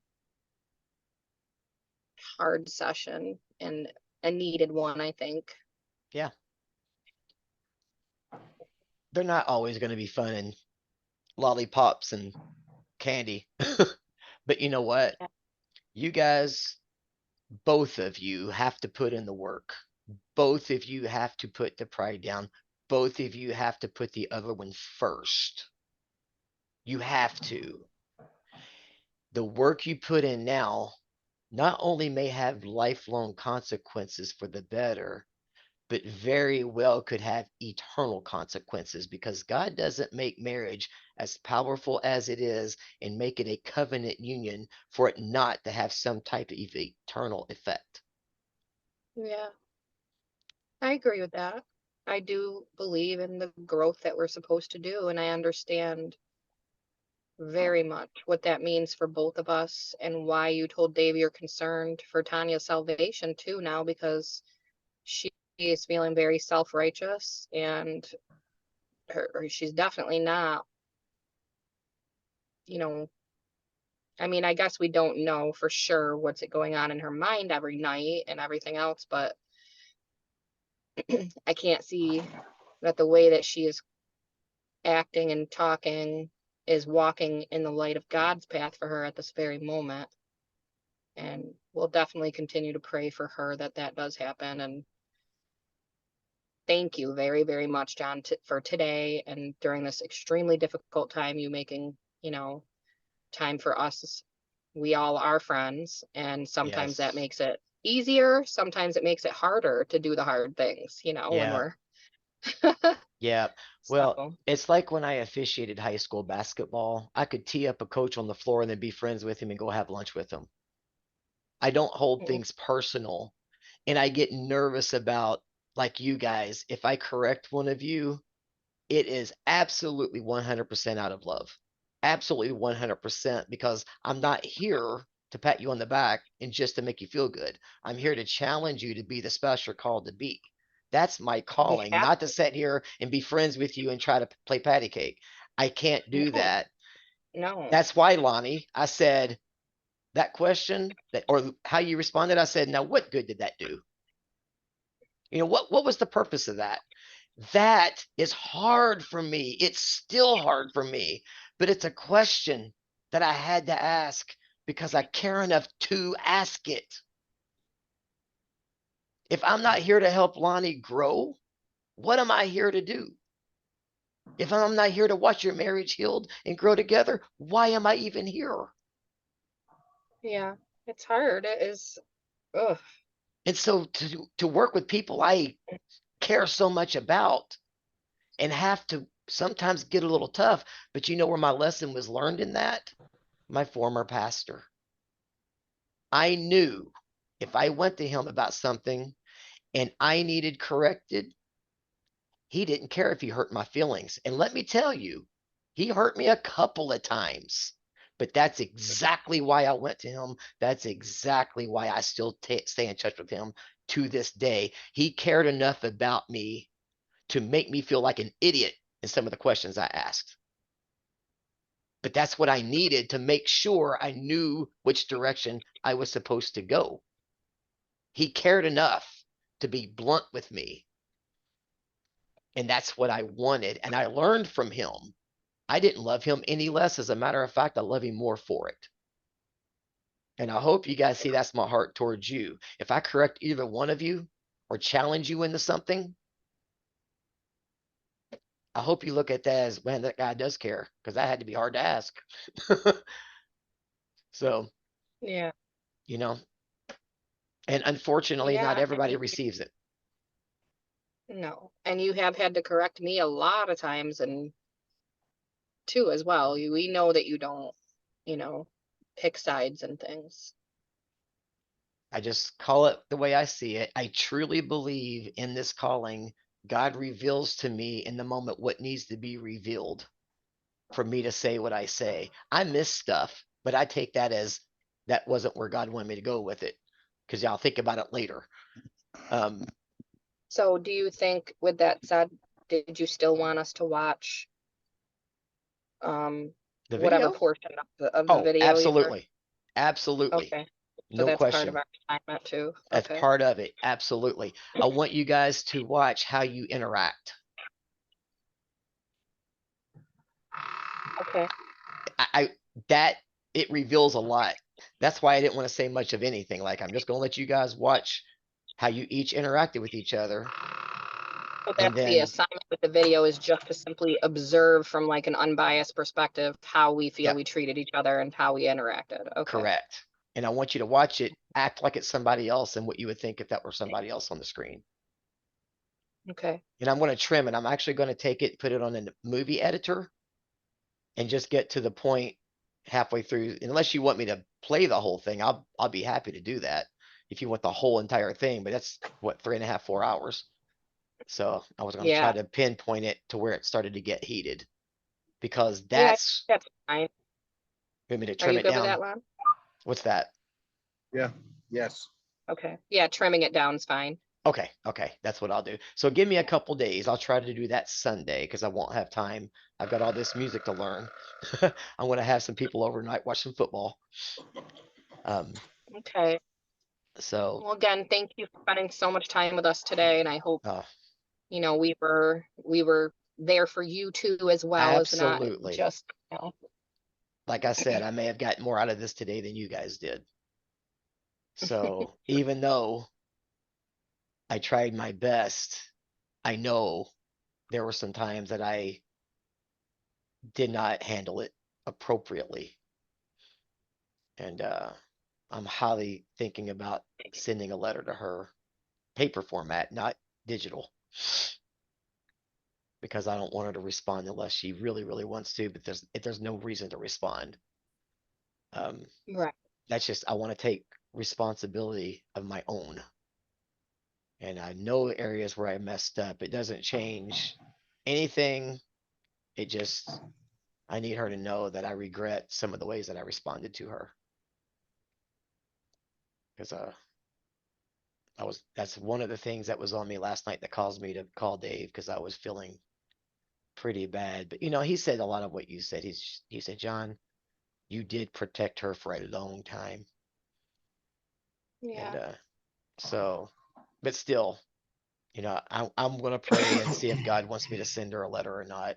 If he does it, he'll let me know. If he does, he'll let me know. And one thing I do know, taking responsibility for me, I will not die. I will No, absolutely. I will still be breathing. We'll we'll only grow, right, if we do Yeah, that. And yeah. I know it's difficult. Like Lonnie said to me the other day, he's like, you really are not perfect. And I I know that. And I do know that. Well, I'm glad that I know that now because I saw you completely different than that. I thought you were. Man, Yeah. the stuff that we learn about couples when I'm working with them is just astounding. Well, I think, honey, I do want to say that I was thinking this a couple times earlier when you were talking. I explain myself so. We lost you, Jamie. Jamie, Jamie, Jamie, Jamie, Jamie, Jamie, Much to Jamie, you. Jamie, Jamie, Jamie, Jamie, See me, Jamie, real intentions are with us. And have you, Jamie. Hey, yeah. we lost you. You said, I know I explained myself, and then we lost you. Okay, hold So on. Let me back to the see. beginning. Can you hear me now? That's better. Yes. Let's try that again. It is, okay. I wish that, I could just take your mind and put your mind right in my mind so that you could see my heart, see my intentions, and understand, just the amount of love that I do have, and that my intentions are never, ever, ever to make you feel like I'm just trying to get you to be on my side, or, to manipulate you in some way. I truly just go into a panic mode almost in my mind when I know you're really upset, because I just want us to be loving and want us to have a wonderful life together. And I go into defense mode and want to explain everything in hopes that you will, I guess, in hopes that you'll see what my intentions were for what they actually really were, and not for the way that it feels like you see me a lot of times. And I have to stop doing that, I guess, and just a lot. I mean, when you sent me that song by Aaron Lewis called Someone, I don't know if you've ever heard that song before, John, but No, Aaron Lewis is, though, right? This guy from Stained, and he's got like his own music going on too I with haven't. like, Yeah, I don't listen. So yeah. So he has this song that's kind of all about like, you're the person that I need. I'm so glad that you're someone is me. And it's a very spiritual song. And honestly, Lonnie, I really didn't have any idea that you felt that way about me. I think I do not know truly how you feel about me sometimes. And That is the honest truth from the bottom of my heart. And I think that that is why I'm always trying to explain to you how much I love you and how much I feel like you're just everything in my life. Because I'm hoping that you feel the same way for me. And I know, I don't know, maybe I just don't feel deserving or whatever it is, but it is a real problem. And I will try my best to not push the issue and ask for more conversation when I know it's not appropriate, and just simply say, you're right, when I feel that you're right, and not argue so much. I feel like I've been working on that, but I'll work on it even harder for I- you. I'm gonna jump in here and kind of encourage Lonnie in what you just said, because now I'm taking the role of Jamie. See, I didn't know either, because it was never really given to me freely. But I know Tanya knew how much I cared about her, because I told her. I cried on the cruise ship when I hugged her, because she just means so much to me. And women especially need that validation from their man. He's wonderful gift giver and card writer and you know, a wonderful lover, but on the day to day, man, my hubs is, you know, and I mean, he knows, he's said a million times, he said it even to you, he knows he's kind of hard to live with sometimes, you know, and you have to have thick skin to be married to Lonnie George Bishop, you know, so Oh, sometimes it is hard sometimes. LJB, baby. Or Yeah, LGB. LGB, yes. Wow, you know, that's awfully close to another acronym, so we need to be careful. We might just go with, I've got a new nickname for Lonnie. I've got it. We're gonna start calling him Triple B. Black Bubbles Bishop.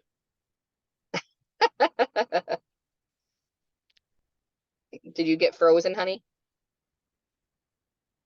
Yep, he's frozen. Oh man, I hope you didn't not hear everything I just said. It's recorded. Jeez. Okay.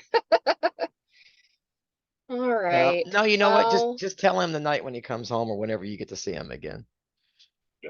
yes, I will. Just tell him what you told me. That's why I was encouraging him. So I hope he heard it. Me too. All right. Yep, he dropped out. Yep, he dropped out. So All right. Well, I guess that's our cue, huh? Let you go get yourself ready for your football. yeah. Yeah. I appreciate you. Thank you. Well, thank you all. It's nice I to have couldn't hear you friends you guys can. if you were talking. Did he say he could hear it? Okay.